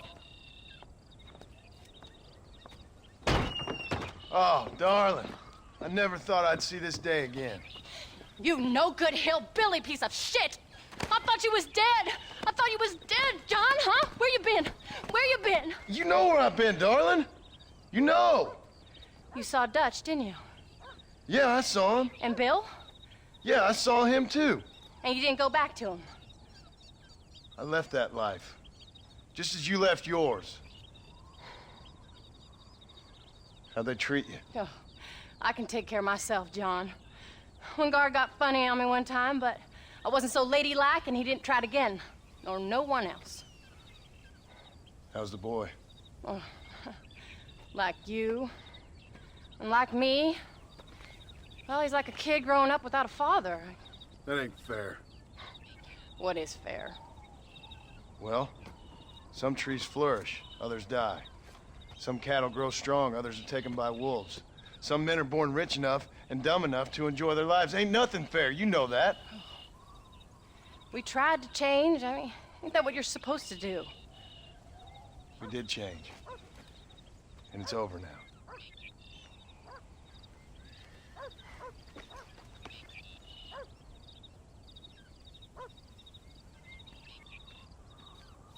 Jack! Jack, come here, boy. Hello, sir. Come here.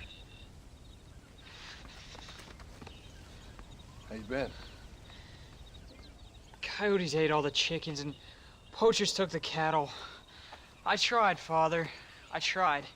I know you did, son. I know. And don't you go blaming me, boy. Don't you go blaming me. I ain't blaming no one, old man, but since you're still alive, there's 4 mouths to feed. And no cattle. That's a nice way to greet somebody.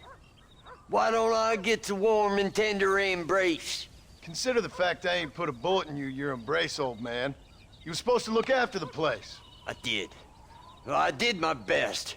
Thing is, there was too many of them. I thought you was dead. I wasn't drinking. Hold your excuses until you figured out which one to use. Jack, go get your bags packed, boy. We got work to do. We leave in the morning. Go on. Yes, sir. Where are you going? Well, it's getting kind of dark now, but in the morning we've got to go get ourselves some more cattle. I've got friends at McFarland's ranch. It's over in Hennigan's stead who can sell us some. Now, Abigail, I hope you've learned to cook. Yes. Didn't I say, rather than some prison, they actually kept me incarcerated in a cooking school for young ladies.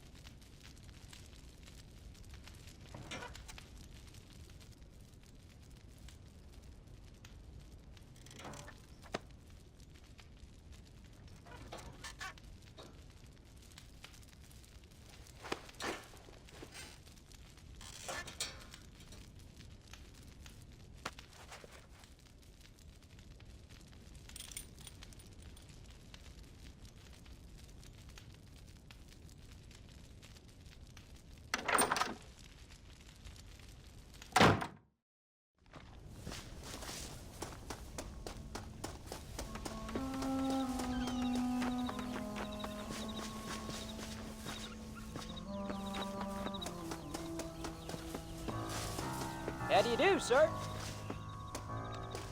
All right, we should get moving.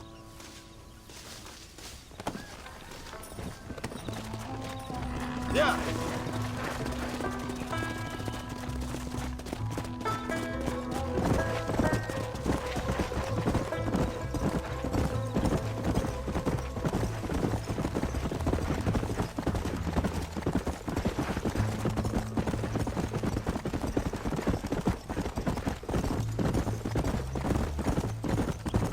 How you feeling, Jack? I'm feeling fine, sir. We got a decent ride ahead of us. I've never been to Hennigan's Stead. How do you know these ranchers? I met them while I was away. McFarland's are good people. We need folks we can trust right now. Met them how? I was sick and they looked after me. Sick how? You sure got a lot of questions. I don't often get a chance to ask them. Was it a gentleman's complaint? What do they call it? The morning drip? Good God, boy, no! Where do you learn these things? Uncle told me about it. Well, he'd know, the dirty old fool. No, I just got weak for a while. Acted foolishly, got in trouble. Guess I was a little out of practice.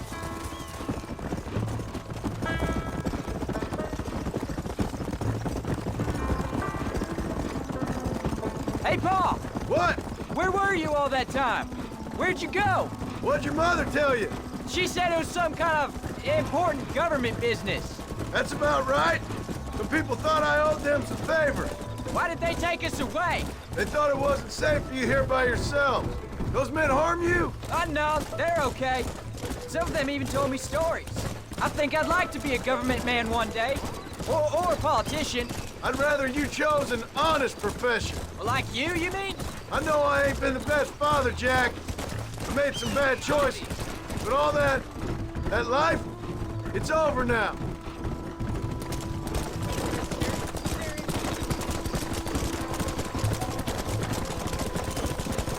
Pa, was it something to do with Mr. Dutch and Bill? Why you went away? Who told you that? I kept hearing people say their names. That's all. Yeah, I caught up with Bill and Dutch. We had some old business needed settling. Where are they now? They're gone, son. We won't be seeing them again.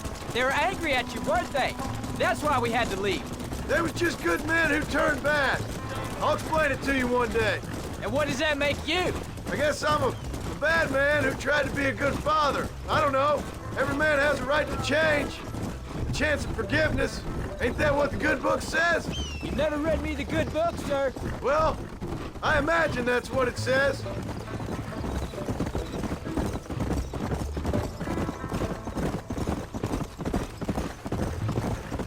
So, you ready to learn about herding cattle? I've never seen you herd anything, Pa. Apart from the odd pack of drugs. The McFarlands were good to me, and I helped them out in return. I learned a few things along the way. Wait till you see their ranch. It's what ours will be one day. I read in the newspaper their ranching's dead. Soon it'll just be factories and businesses around here. You shouldn't believe everything you read. I was thinking, maybe I might be a businessman. I thought you wanted to be a writer. Well, I could be both. A rich industrialist who writes novels about the Old West on the side. You can be whatever you want, son, but for now, let's concentrate on getting some food on the table. Unless you're planning on striking literary gold in the next day or two, that is. There's the ranch. Come on, let's see if we can find Mr. McFarland.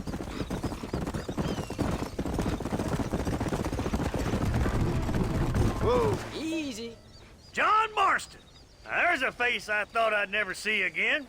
Some of our public servants in Blackwater sent you back on another homicidal errand to protect and save us from Lord only knows what. Thankfully not, sir. I was hoping you might still be able to sell me some cattle. My boy, it would be a pleasure. Bonnie's out in the crowd now. She'll be more than happy to help you. Take care now, Mr. McFarland. Good luck. All right, Jack. You're gonna have an important job. I want you to lead the herd while I drive them from the back. Keep us all moving in the right direction. Sure, Paul. I can do that, no problem. And if you see cows straying off, can you help me round them up? I'll do my best, sir. Whoa, whoa. Good Lord, do my eyes deceive me? A devil walks among us. I said I'd be back when this was all over, Miss McFarland. After the barn fire, you remember? Of course I remember. I just didn't believe a word of it. So, you've come for some cattle? Yeah, I'm finally starting up my farm again. Or trying to, at least. You'll be fine. You've been taught well. Come on, then.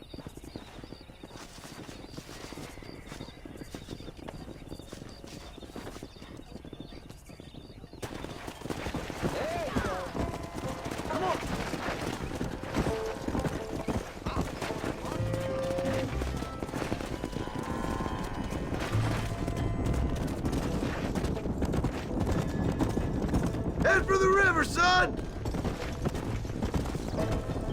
Get going! Come on!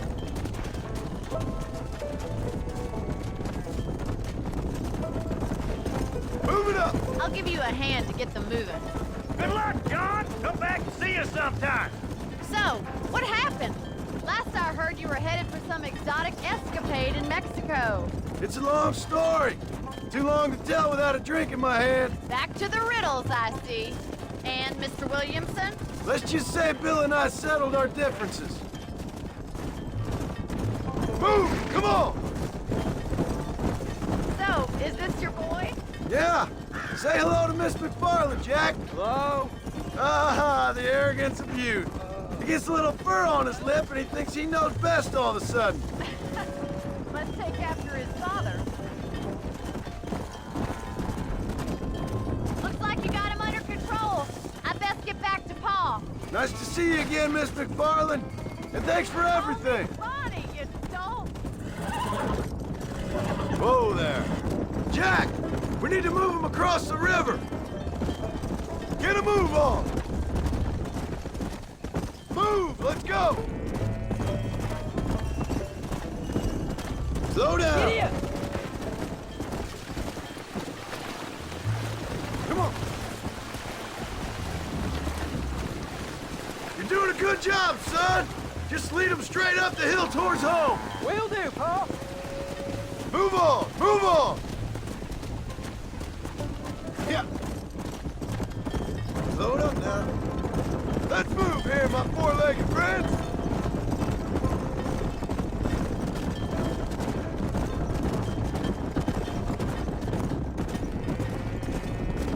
Yeah!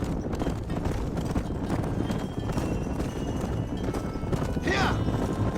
Let's go!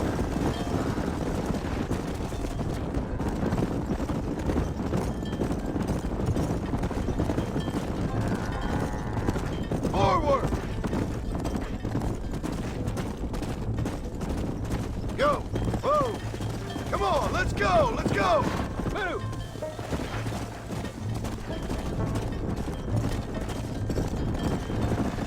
Stay together, you dumb animals! Hold up, Jack! This don't look right! Stay back, son! I'll hold them off! Too damn close! Just give it up!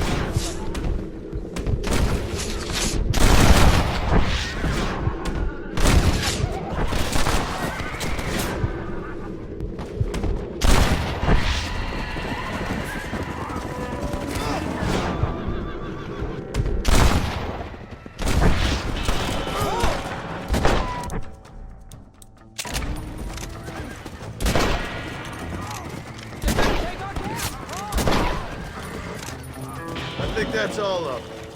Jack! Wait there, I'm coming! You all right? You're not hurt, are you? No, I'm fine, I'm fine. I wasn't scared, honest. Sorry you had to see that, son. Those men won't be stealing from anybody else. All right, let's round up the stragglers and get moving. Easy.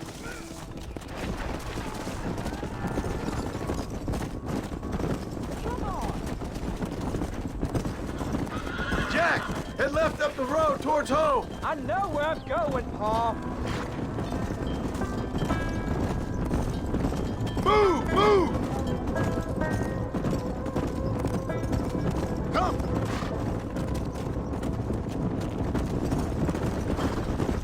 Move it! Yeah!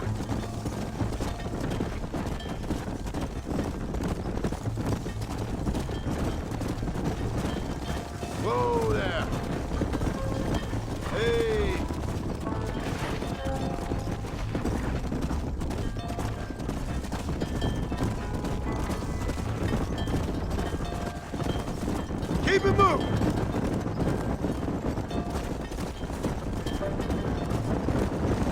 Whoa, whoa! Come on, easy up now. All right, now lead them into the pen. Move! Come on! Here we are. I'm proud of you, son. Easy. Nice work, son. We made it. You did real good out there. Go on. Hit your horse and wait for me by the stable. That's a fine herd we got ourselves. So we're ranchers now? Did a good job, son. Nice shooting. Thanks, Pa. Make a rancher of you yet.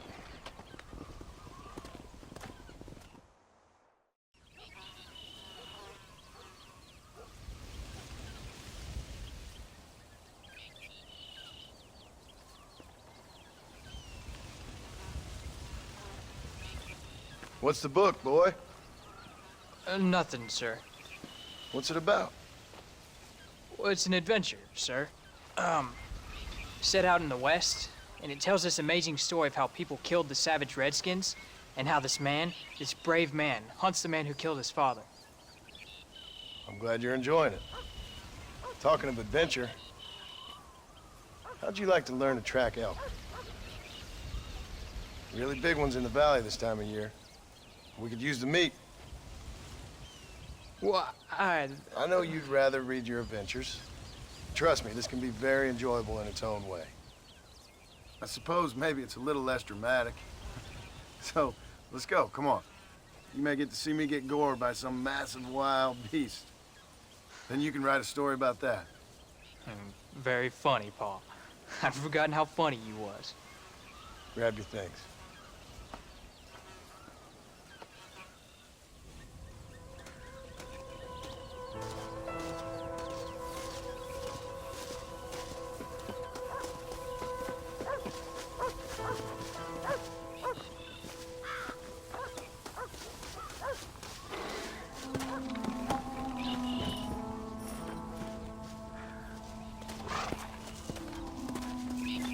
All right, now stay close to the dog, son. Come on.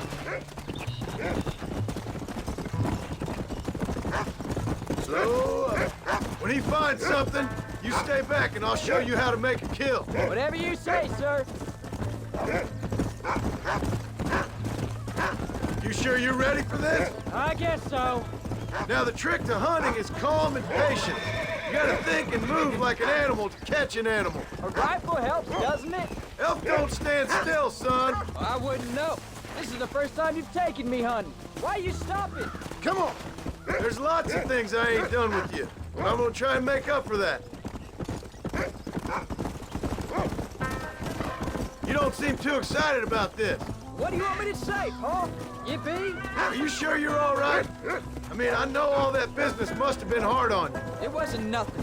I'm not a kid anymore. Well, it won't happen again. It's over. Until the next time, you mean? Look, he's picked up a scent. Come on.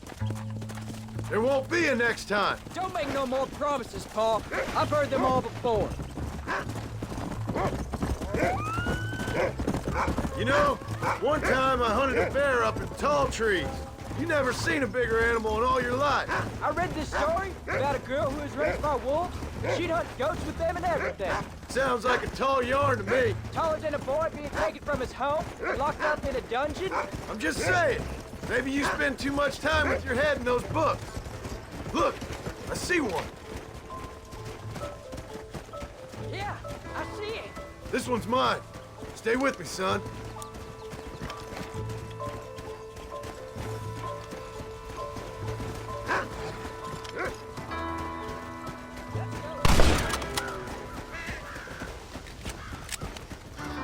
Go!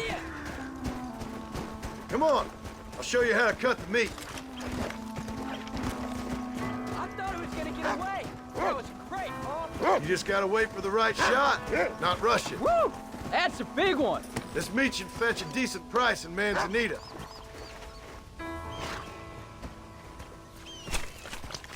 This is dirty.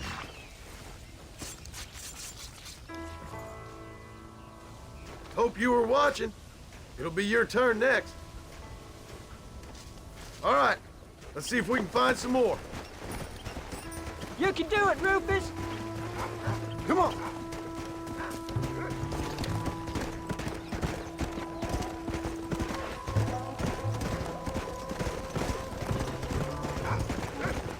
You ready to take a shot, Jack?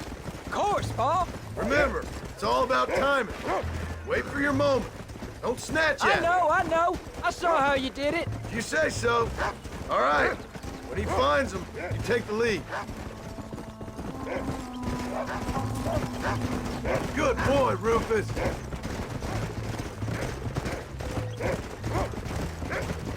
Go on, Rufus!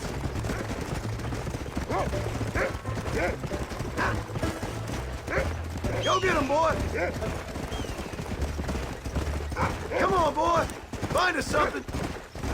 Find another one, Rufus! There you go. Hey, there they are! Jack, come on! Steady now. Come on! Whoa there. That's it, son. Whoa! You can do this. Whoa! Get out! Over there! Come! You saw how I cut the meat, Jack. Now it's your turn.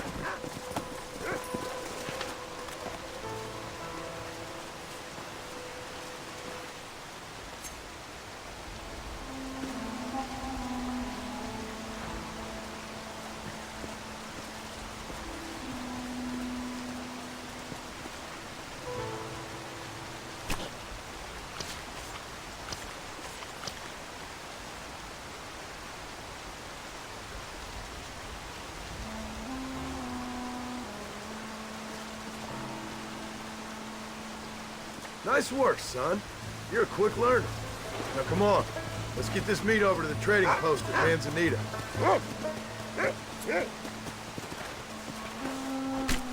This'll fetch a good price.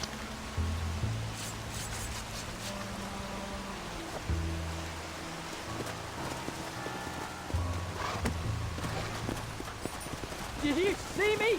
You did good, son. Can't we shoot some more? Only kill what you need. We'll go out again soon. You know, I didn't think I was gonna like it. I told you you'd have fun, didn't I?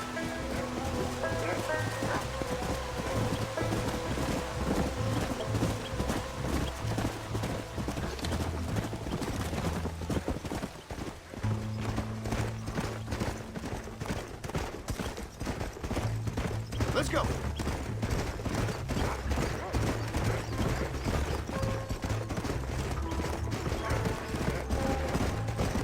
Come on.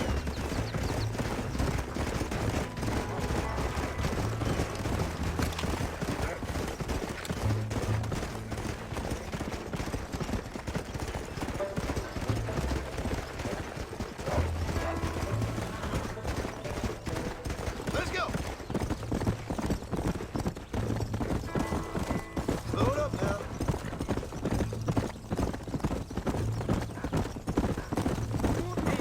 You're that guy. All right, here we are. How you doing? Jack, you wait here. I'll be just a moment. Hello there. Hola, Marston.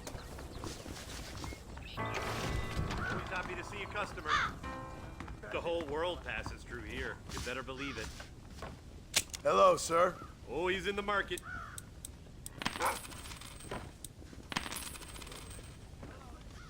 Nice doing business with you. Why, hello. All done. Let's head home.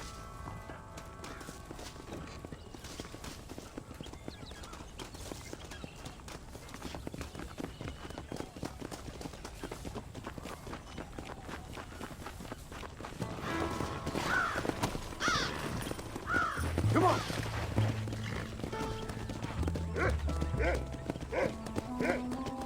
How much did you make? Never you mind. Enough to keep Rufus out of the stewing pot for a couple days. And what about me? What do I get? You get to eat, son. But I did half the work. That isn't fair. What can I say? I'm another corrupt landowner. I'll be rich one day, then you'll see. I sure hope so. And you can look after us when we get old. What do you mean, get old? You are old. We ain't old. Uncle's old. Well, he should be in a museum. Yeah, preserved in whiskey for the next 1,000 years. So, you enjoy your first hunting trip? It was great, Pa. Herding cows, hunting elk.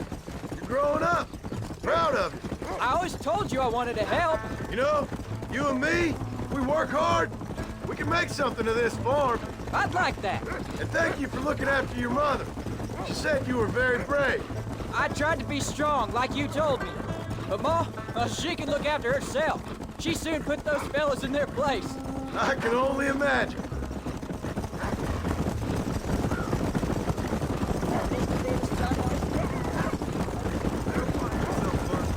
Yeah. Come on. Let's go.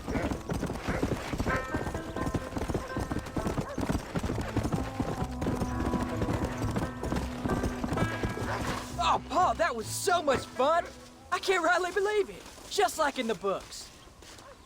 We'll do it again soon. Now get to your chores.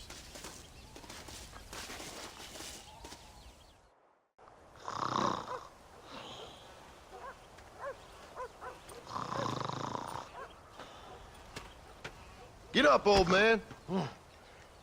I am up. Get up! Oh. There, I'm up. Well, thank the good Lord you're back. Nothing worse for an old man than sleeping in the warm afternoon sun. You want a long sleep, Uncle? That can be arranged. It'll cost me less than food. You always was a hard and nasty man, John Marston. You always was a useless, conniving thief. And where's them cattle? Did you take them to pasture? It's coming around to that. When exactly? It's easy to pick on the elderly. It's easy, but it ain't dignified. Come on, old man. Do this together.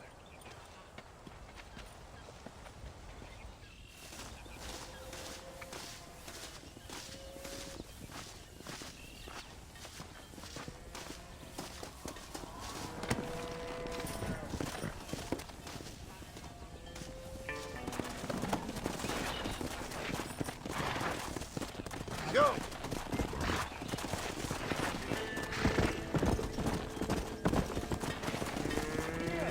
All right, you stay front.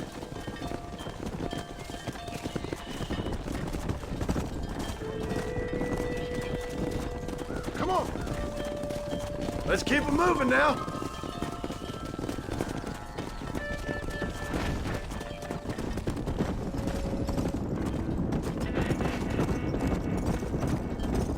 Yeah. Come on. Easy now, you dumb cow. Come on, come on, come on.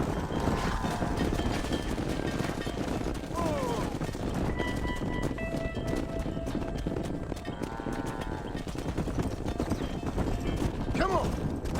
Let's move here, my four-legged friends.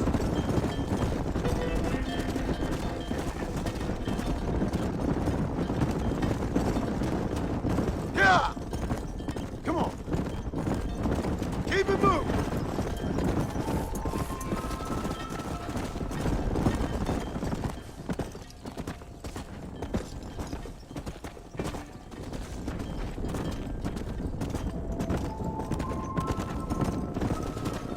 Whoa.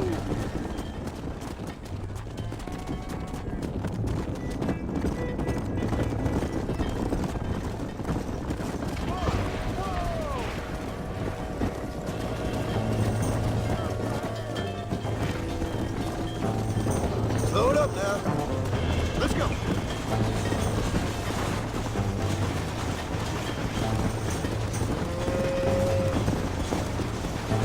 There you go. Don't worry about them. You got new life now.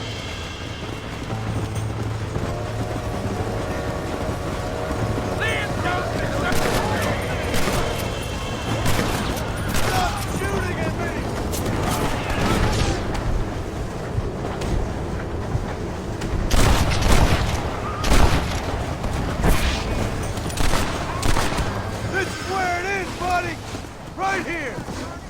Folks okay? I think we're safe.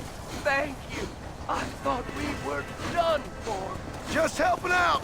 Now you take care.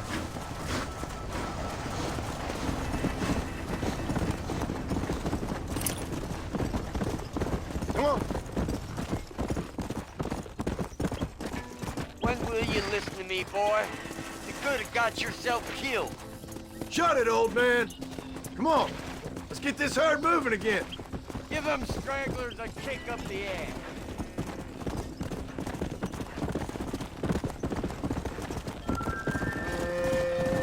Slow up.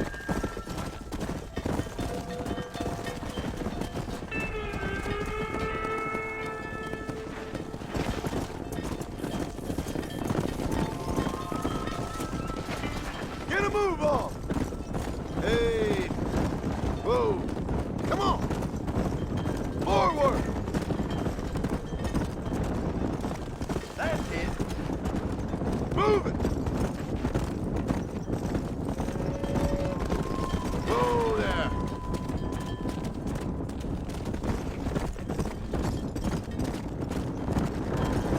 Come on.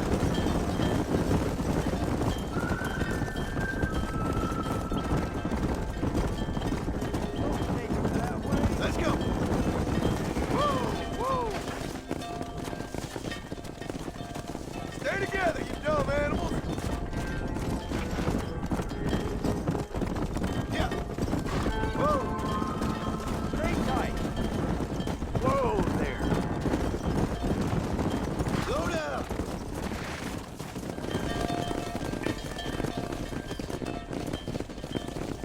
You look after the herd. I'll ride back. No thanks. You got your pound of flesh from me today. Yeah.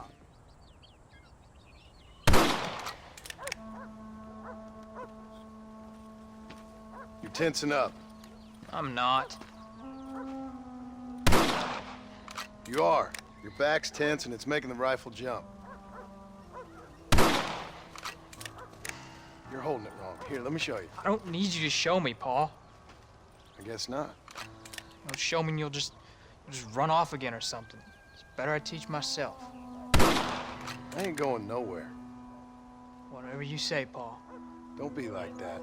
Sorry.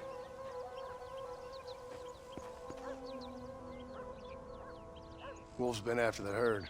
Gotta get out there and scare him off. You wanna come with me? Safer with two. Okay.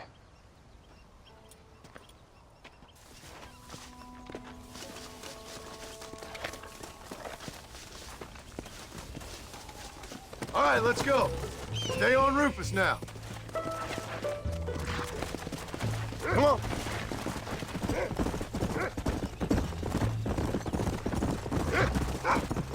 Easy.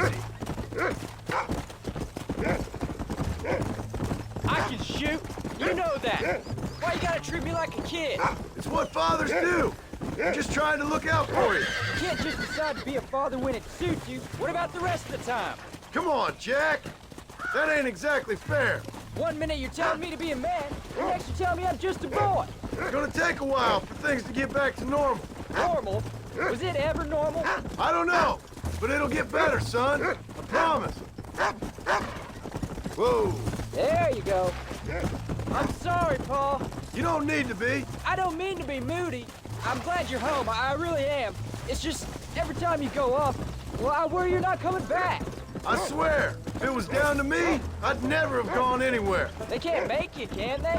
It's complicated, but seems they can. Yeah, I know. I wouldn't understand. Just some things you start have to be finished. Whoa there. What was your father like? I didn't really know him. He died when I was just a boy. Died of what? Why do you want to know? Look, he's on to something. Follow me!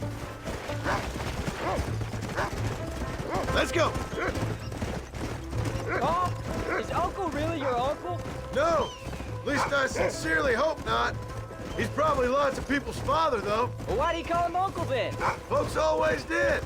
Probably because he's always been older than everybody else. He was old when I was a kid. He was old when I was a kid, son.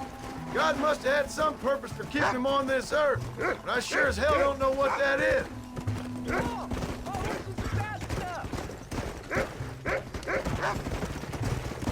What do you smell, boy? That's his signal. Come on. You're gonna land us both in the dirt. Giddy up. Yeah.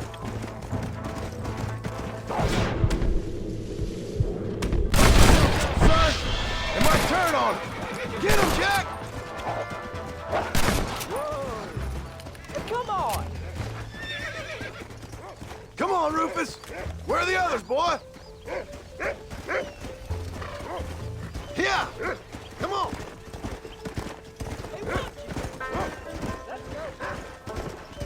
We got them good, Paul. That ain't all the pack. There's gotta be more around here. This is much more fun than hunting elk. It's always more fun killing something you don't like. Come on. Easy. Go on, Rufus. Slow. Go find him, Rufus.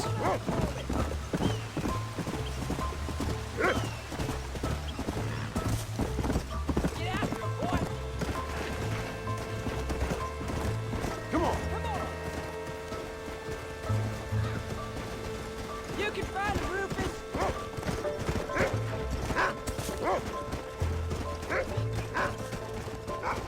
Yeah, come on, Rufus.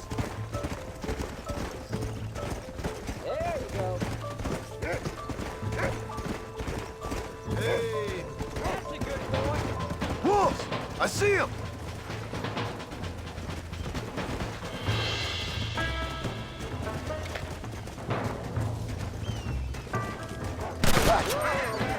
Damn it! They're coming at us!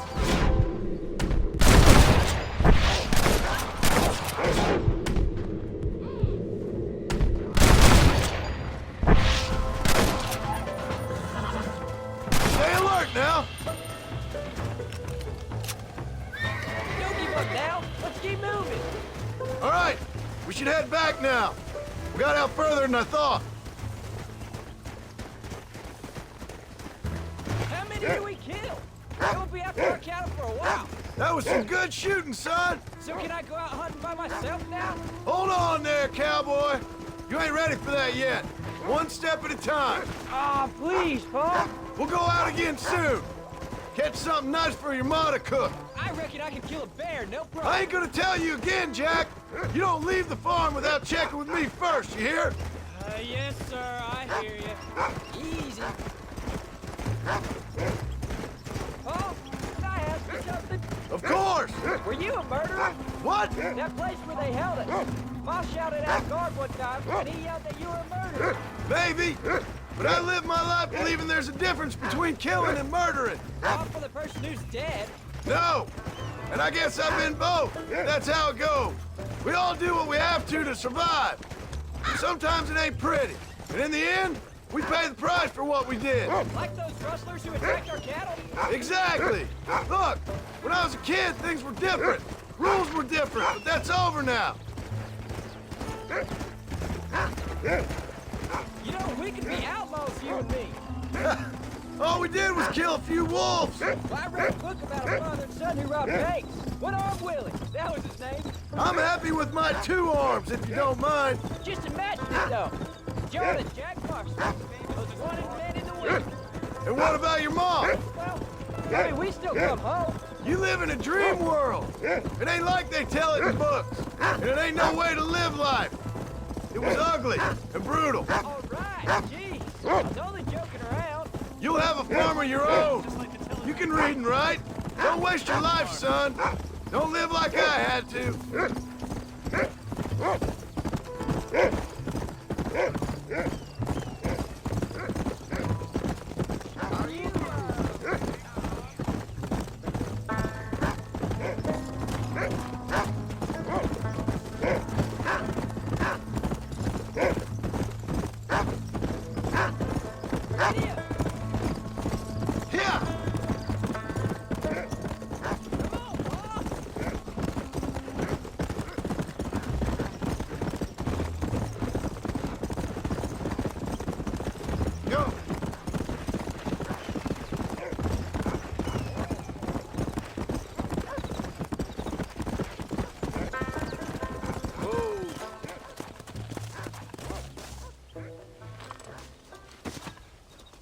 turned into a decent hunter, son.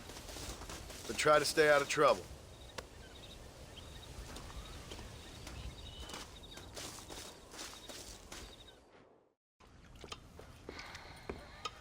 What you cooking? Same thing I've been cooking the past 15 years with the hope of poisoning you. Ain't working so well. Not yet. Be honest, though. Tastes bad enough to kill a man. I never was much of a cook, but I did try to be a good wife. And you have been. Given what we was and what we came from, I think we've gone and done okay. I look at Jack, I look at him, and I think we've been blessed. Maybe he can be something more. He's a good kid. He can be whatever he wants to be. He ain't gonna be no frontier gunslinger killing and running those gang, though. That way's over. Railroads and government and motor cars and everything gone and done away with all that. And he ain't gonna marry no orphaned working girl running with a bunch of hucksters, neither. If he meets one like you, I hope he'll marry her. Stop. For an illiterate gunslinger, you sure know how to make a girl blush. God damn crows! John! You have got to go deal with them. They've broken into the silo again and are eating all the corn out from it. Of course, my angel. Wait, get out of there. All right, all right. Come on. Scat. Shh.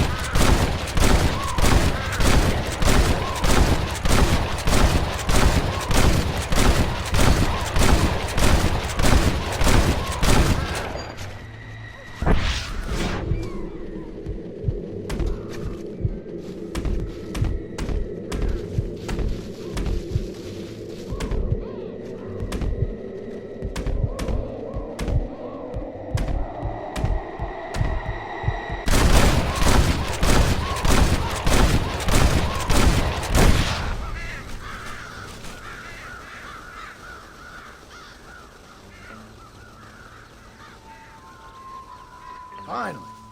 Now about that stew. What are you looking at, old man? There's some Mustangs and some such out there beyond that ridge. Wondering if it was worth getting you and going around some of them up. Fair enough. We're nearly out of money. Ranch is in turmoil. We may not make it through the winter. What could we possibly want with some good quality horses? Come on. That tone of voice ain't so becoming on you.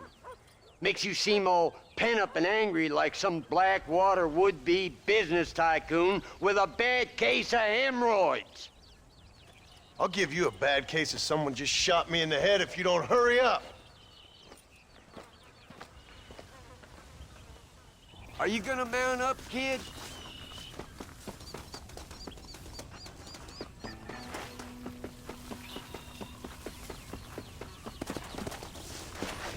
Come on, follow me.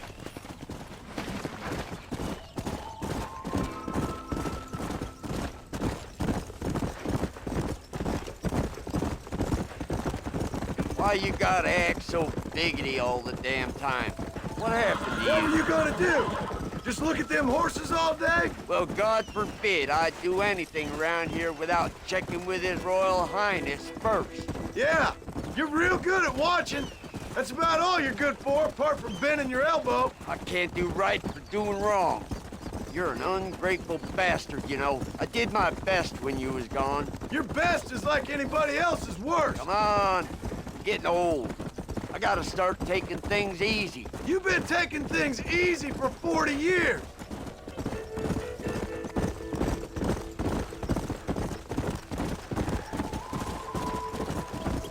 There you go.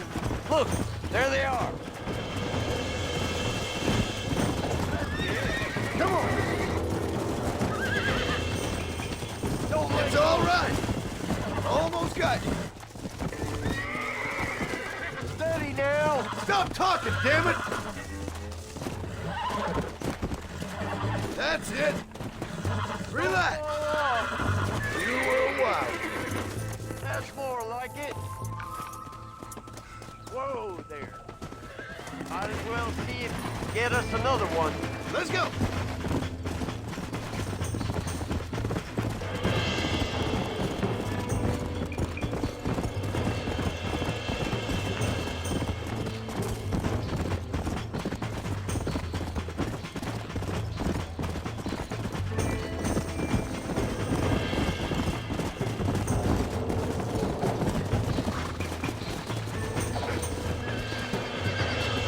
Let's go. Come on. You got it. Shut the hell up! Will you shut up? I got you now. Careful. That's a feisty one. Relax now. There you go. Come on, baby. Calm down.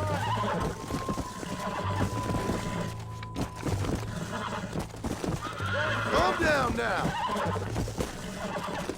Nearly there. Show it who's boss. Lean into it. Use your knees, you woman. Come on, nearly got you. Good. Get up. Hobble your lip, for Christ's sakes.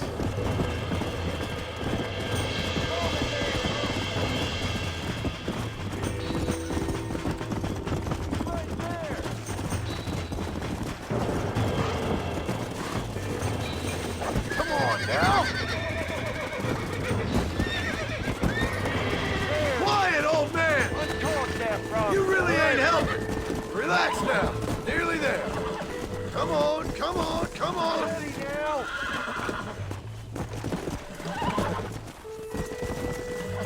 You're mine now. Uncork that frog, boy. Here we go! Show it who's boss. There you go. Lean into it. Whoa! You relax now, you woman. That's better. You got him now, John.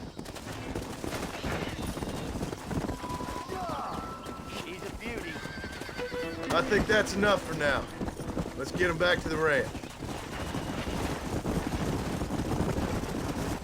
That weren't half bad for a couple of old reprobates. I learned a few things while I was away. Anything you wanted to know, you only had to ask me. You? What the hell do you know about any of this? I was a rancher myself back in the day. Firstly, I don't believe you. But secondly, if you was, why have you been hiding it all these years? You act like I never do anything. I do plenty. You're asleep half the day, and the other half you're so drunk you couldn't hit the ground with your hat in 3 throws. I taught you a few things, John Marston. Like how to steal beer when the bartender's not looking, and piss without taking down your pants. All useful skills, partner.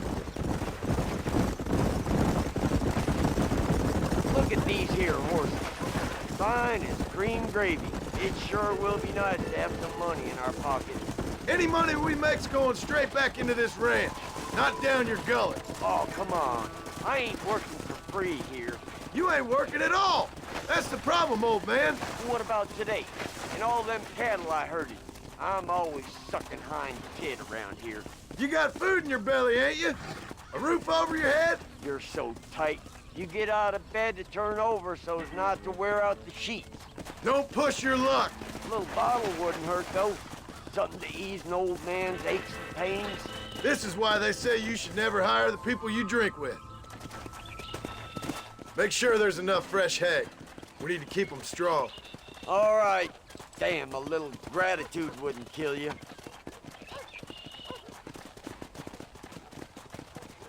Not a bad day's work.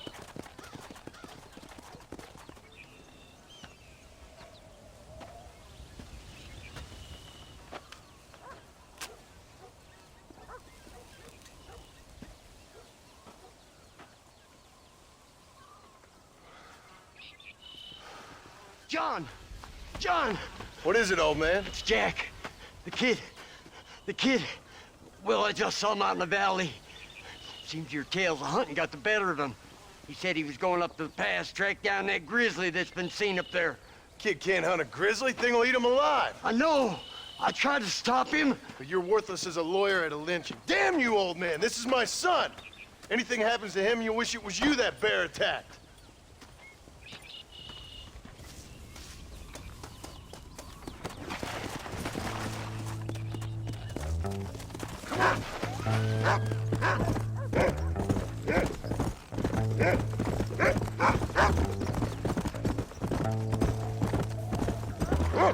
Find Jack, Rufus!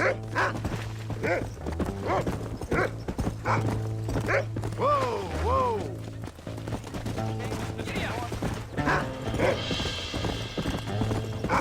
Yeah! Where's Jack?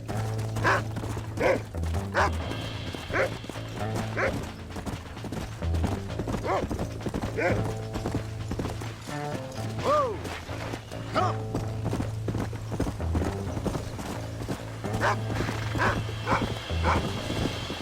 That's it! Good boy! Hey! What you got, boy? Can you smell something? Easy. Where's Jack? Where is he?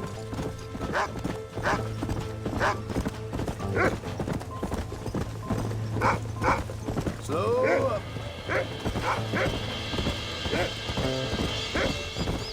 You can find him, boy.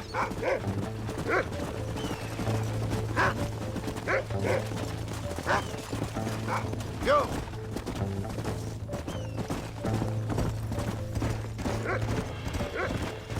Come on, boy. Where is he? Whoa.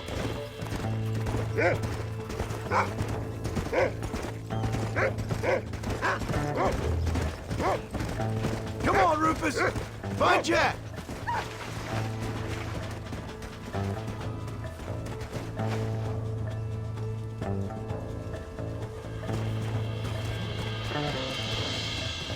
Are you up here, Jack?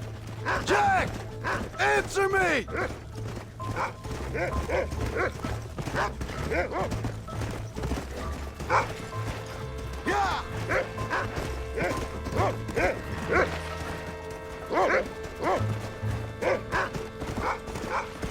Whoa!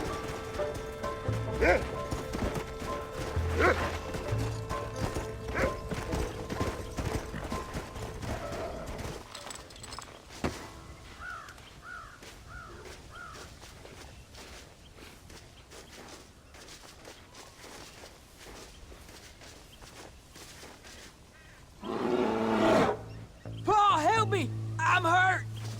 Jack, stay down!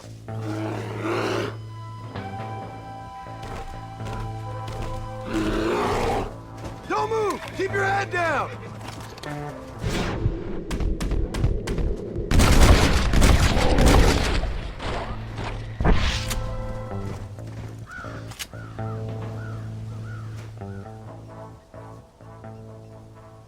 What the hell were you thinking going off on your own? You're just a boy. No, I'm not! I can skin an elk, break horses. Come on, let's get you home.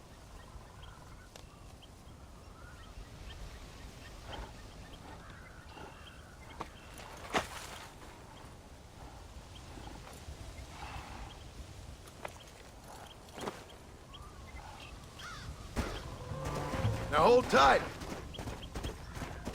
Are you all right? Yeah, I think so. You're lucky to be alive, you stupid boy. What'd I tell you about going off by yourself? I go off by myself plenty. You just don't know about it. You're never around. So this is my fault? You disobeyed me. I was trying to prove myself. Prove what? By getting yourself killed? You're always telling me I read too many books, that I'm not a real man. I never said that. I just thought if I could do something you'd like, maybe you wouldn't go away again. Son, I ain't going anywhere. And believe me, neither are you for a real long time.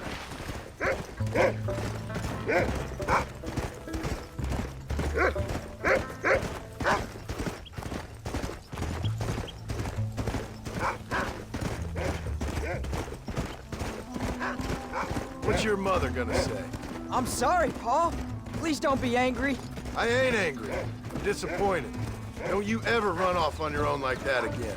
All right. I told you I was sorry. What would have happened if I hadn't come along? I don't know. I'd probably be dead. You'd be a pile of bones right now. What would you care? I'm just a nuisance to you anyway. That ain't true, Jack. I'd do anything for you. You know that. I guess there's only room for one hero in this family. Trust me, son. I ain't no hero. I'm just glad you're safe.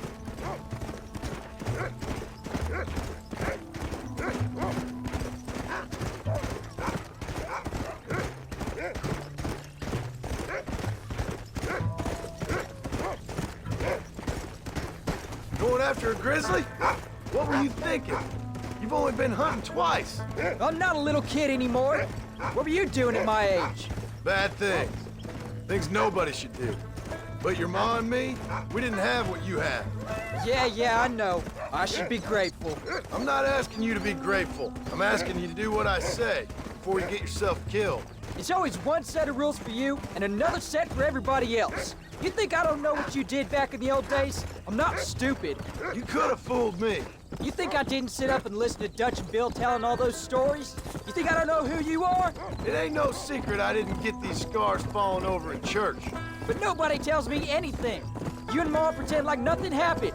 We just want a better life for you, son. Now rest. We'll have you home soon. Come on!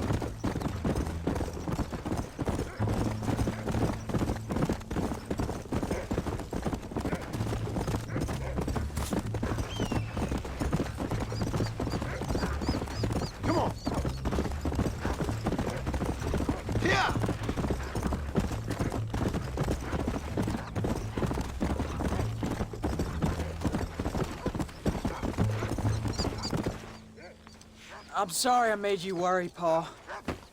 Don't be too eager to grow up, son. Ain't as much fun as it looks. When you're ready to hunt bears, I'll take you.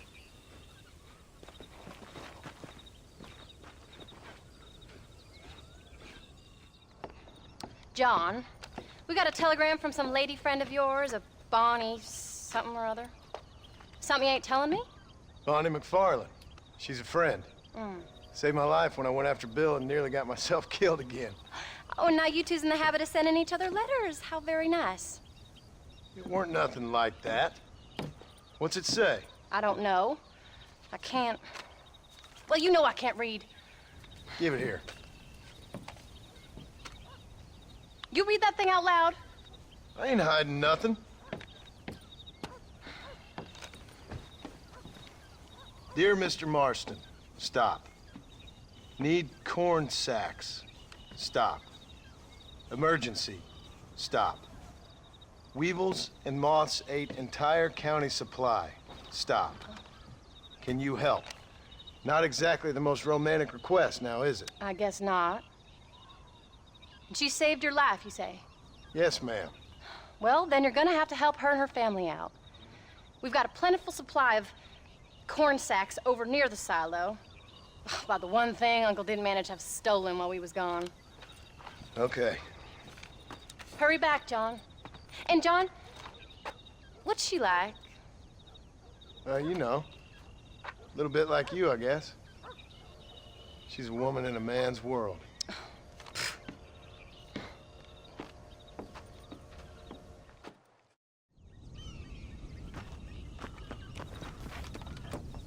John, wait!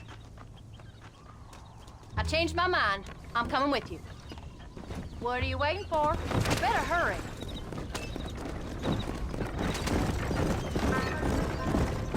I don't think I can let you go off again without me. Fair enough. I'm glad of the company. You only had to ask. Ask?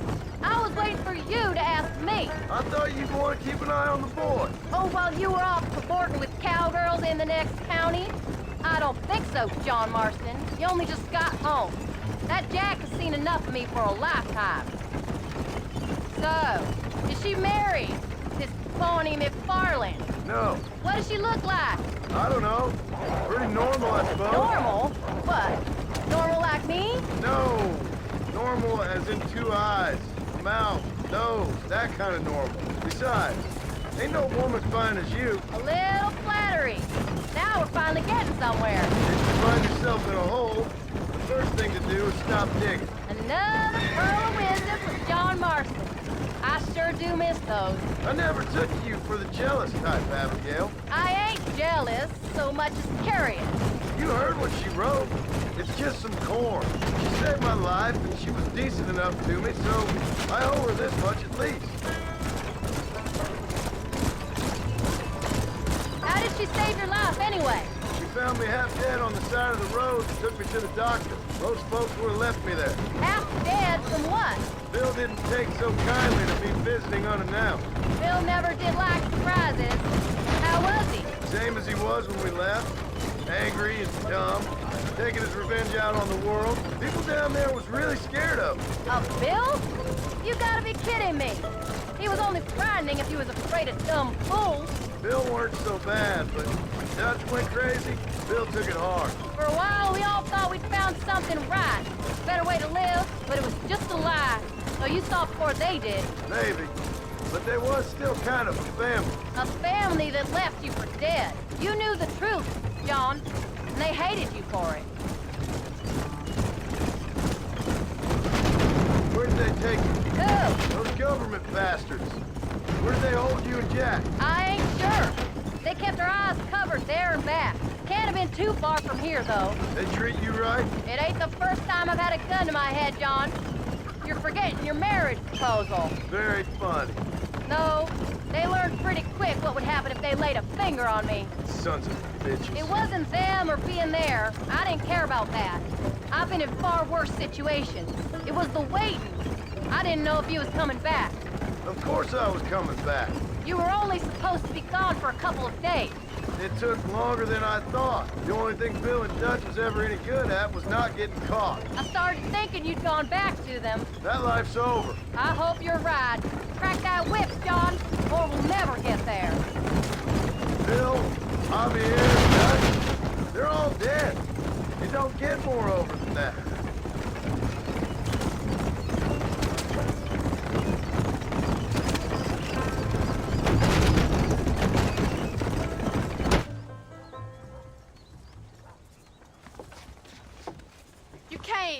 Thank you so much. We lost the entire harvest. Miss McFarland, I'd like you to meet my wife, Abigail. Oh, ain't you quite the gentleman all of a sudden? It's a pleasure to meet you, Mrs. Marston. Likewise. Thank you for saving my husband's life, and for teaching the miserable goat some manners, among other things. I didn't teach him anything. I know better than to try to change a man. You should meet my father. Oh, people can change, Miss McFarland. John and I have to believe that more than anybody. This is a decent first harvest for you, John. You should be proud. That's good land you got there. How are you feeling, Mrs. Marston? From what your husband told me, it must have been awful for you. I've been through worse, and I knew he'd be back before too long. He can't cook a meal to save his life. Abigail, in my darkest hours, when I was most homesick, just the thought of one of your rat meat stews kept me pushing forward. Well, about as amusing as a weeping saddle sore, ain't he, Miss McFarland? If you're gonna start yammering about women's work, John, I'd say you might be in the wrong company. I'd say so, too. I never felt so outnumbered.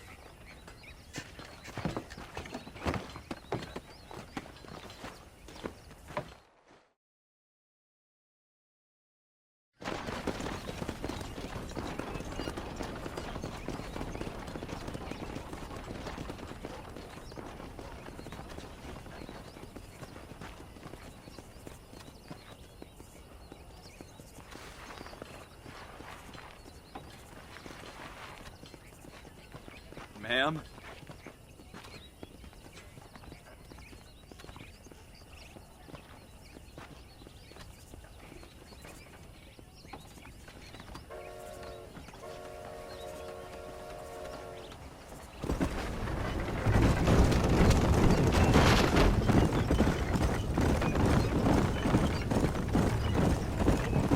So that was the famous Bonnie. That was her, all right. She's pretty. She's normal, like I said. Well, you always wanted to be a rancher. I have thought she'd be just your sure thing. The perfect rancher's wife, if I ever saw one. I already got a rancher's wife. I'm only teasing. I like her, and I'm glad she saved your life. Most of the time, anyway. The McFarlands are good people. She did blush redder than a shepherd's sunset when she saw you, though. I have that effect on women. You've clearly had one too many blows to the head. You ain't wrong about that, Mrs. Marston. That's quite a ranch they got there. That'll be us someday. As soon as we get back on our feet. I don't know, John. How many times can we start again? An outlaw and a working girl. We ain't exactly farmers. We are now. Forget that life. It's over. Do you really believe that? We have to. It's the only way we'll ever have a future. The life we led, that doesn't go away. It's never over. You think those government men are just gonna leave us alone now? The old gang's dead. I did what they asked. And that's it? A life tried, forgiven? We're back together, ain't we? Until they decide you owe them something else. Sometimes I think I was the stupid one for believing I could get out. Maybe Dutch, Bill, and Javier were just being honest with themselves. You ain't perfect, John, and I sure ain't. But you're better than they are, than they were. Maybe we can't change, but we gotta try, for Jack's sake. Come on, John. Let's keep moving. Even if we have to start again 100 times, it's better than going back to what we were. How's Jack doing? Angry, upset. He's been through a lot. I hope he's gonna be all right. It's gonna take time. For a while, his world was safe. Normal, even. Then it got turned upside down again. He ain't saying much about it. I've tried to talk to him, but how do you explain any of this? What do you say when he asks about Uncle Bill and Uncle Dutch? They were family when he was a little boy. He hides away in those books of his. Wouldn't you? It ain't like the real world's done him many favors. He's just been kidnapped. He grew up with the gang. That's no life for a boy. We did our best to protect him. Come on, John. He saw things no boy should see. Well, now we got a chance to make it right.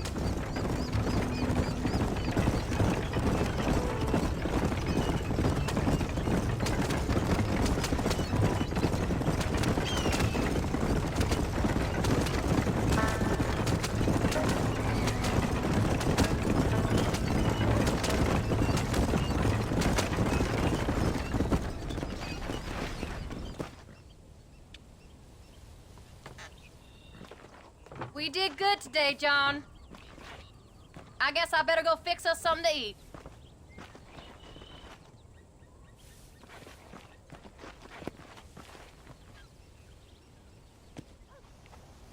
Ain't this a beautiful spot?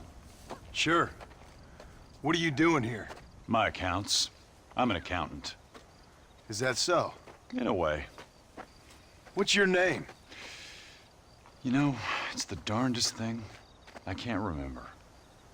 Tell me your damn name and where you know me from. Well, I know you from Mexico. I know you from back out west. I know you from all over. Tell me your name or I won't be responsible for my actions. Oh, but you will. You will be responsible. This is a fine spot. See you around, cowboy. Damn you! Yes, many have.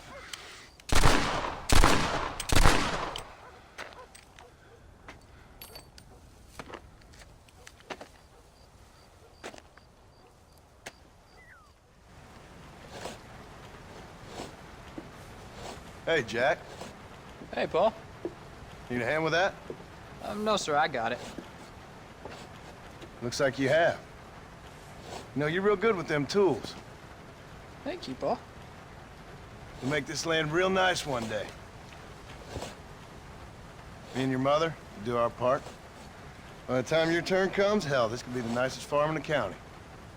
Maybe, Paul.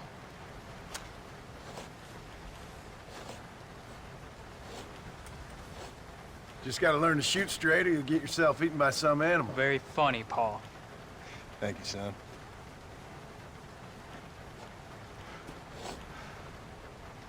Soon it'll be quail season. We should have some fun then. Is there anything you don't like shooting, Paul? Well, I ain't met the thing yet, but as soon as I do, I'll let you know. You can even put it in one of them books you read. Yeah, maybe I'll do that. the day John Marston stopped shooting. Now, I ain't no literary man, but I don't think that'll sell. People like shooting in them things. I think you may be right there, Pa. So, you ever hear talk about them machines that can make a man fly? Well, sure, Pa. Everybody knows about that. You know they're gonna be bringing one of those machines around the country next year for a demonstration? One of them machines can turn men into angels. One of them machines can turn men into angels. John, come here. John, come here, quick. Take a look at that. Jack, go into the house, lock all the doors. Whatever happens, don't come outside. You hear me? Whatever happens. Okay. Come here, son. Whatever happens, keep the doors locked and your mother inside. Promise me, son. Promise me. Who is it, Pa? It's just some old friends. Me and Uncle take care of it. Now you go inside and you keep the doors and the windows locked. I hear you. Then run! Yeah, run, boy. Well, old man, looks like things is about to get settled once and for all. So it seems. Oh, my good God! Come on, old man. I'm gonna need you to help me hold them off.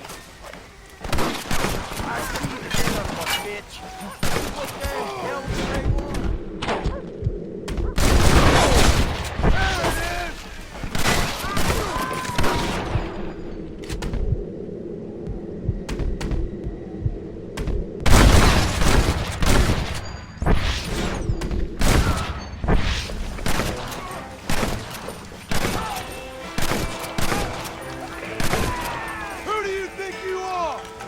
Get inside. I'll keep watch out here.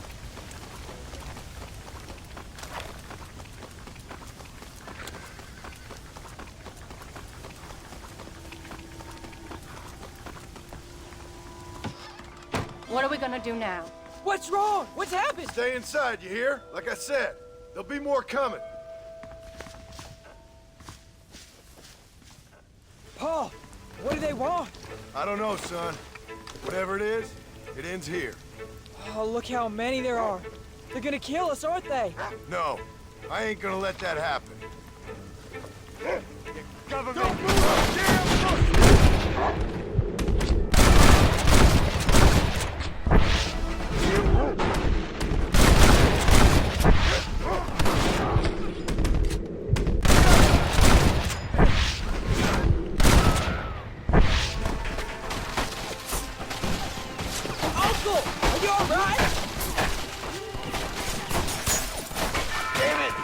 I'm hit. Follow me.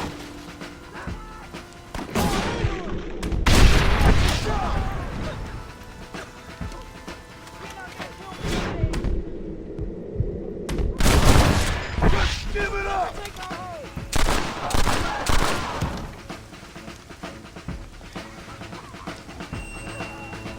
Come on now!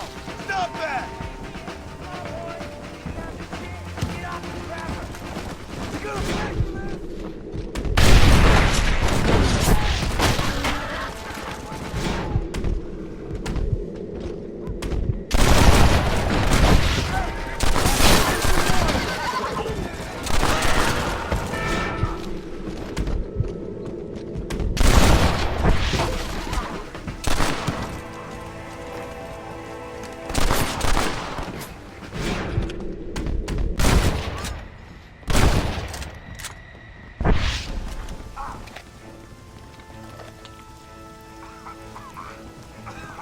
Hang in there, Uncle! I'm gonna get you out of here safe!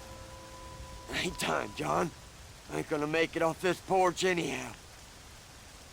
You take Jack and Abigail. Take them and... Don't worry about me. Let's get them out of here. No! Uncle, please! Oh my God! They killed him! Come on, son! Ain't nothing we can do for him now!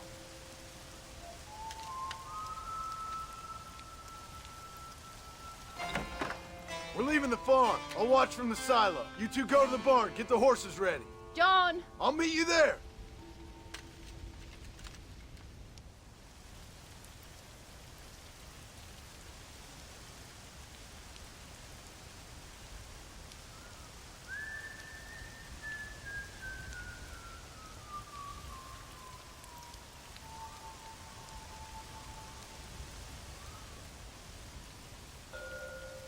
Come on! We'll make a run for the barn. Stay close and keep your eyes open. There's more coming down the hill! God damn it! That's too close to that, Micah!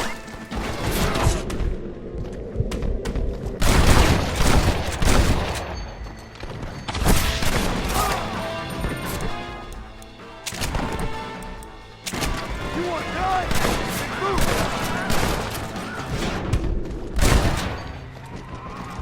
You said this was over! Guess I'll make a gunman after all! Unbelievable. Stay down! Nobody moves till I say so!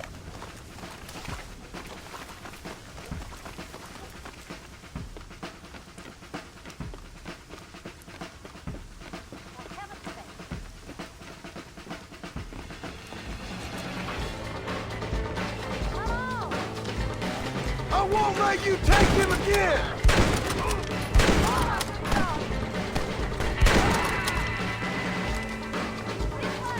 All right, you're covered! Now go! Go!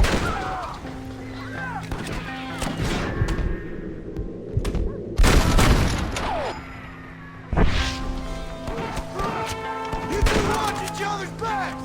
I'll keep you covered!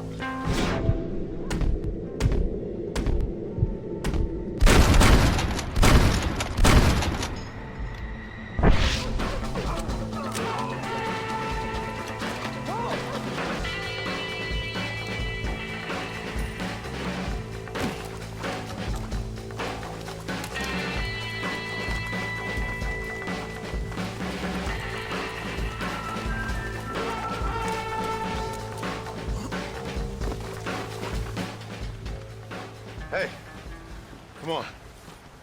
Now listen. Jack, darling, get on this horse.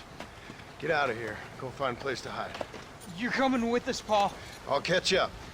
Keep riding and don't look back. And don't be worrying about me, you hear? Now get going. You stay out of trouble, John. Ain't no trouble, Abigail. Ain't no trouble. I love you. I love you. Now go! Get!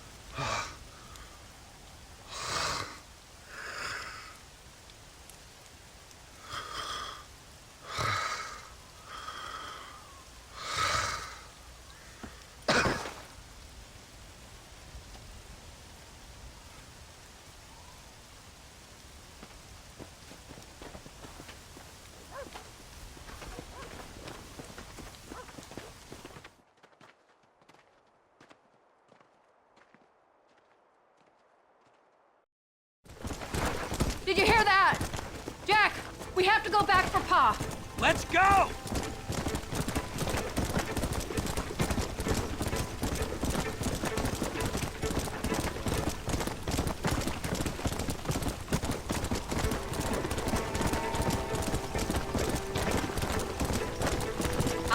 have time to rest.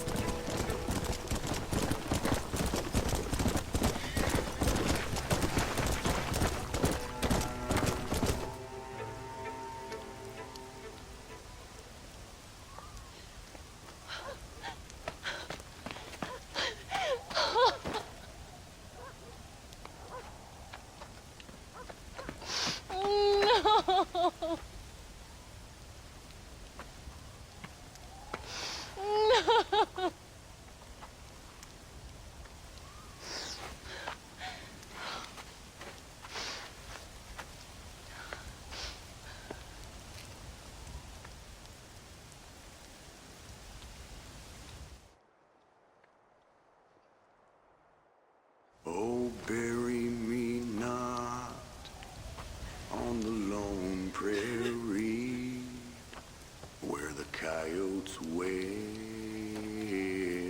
and the wind blows free. And when I die, don't bury me 'neath the western sky on the lone prairie.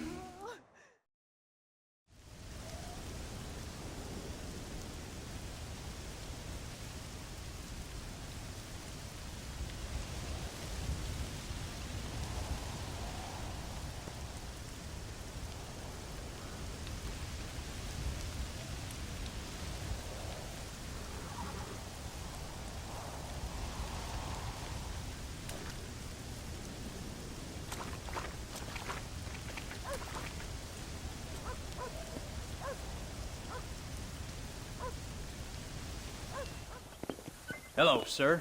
You work with the government? You one of them agents? Sure, son. Why you ask? Did you work with a man named Edgar Ross? I have something for him. Edgar Ross? No, but well knew of him. A fine man if he wanted results. Won himself a chest full of medals. I think he went and retired about a year ago. Last I heard, him and his wife moved out to a cabin on Lake Don Julio. Lucky guy, getting to take it easy. He's fighting crime in this dump, that's for sure. Thank you for the information, mister.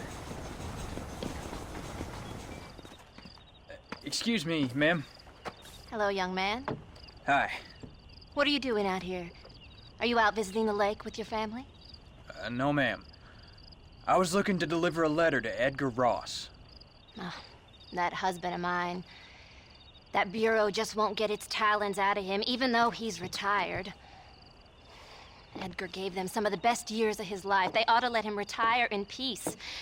They'll not rest till they've killed him with worry, and he's such a sensitive man. I'm sorry, I shouldn't get so angry. I don't suppose any of this is your fault. There's no need to worry about him nowadays. Well, where is he? He and his brother Philip went hunting on the south side of the San Luis River. Be careful crossing over. They were saying it was dangerous. I sure will, ma'am. And don't worry about a thing. I'm sure your husband will be just fine.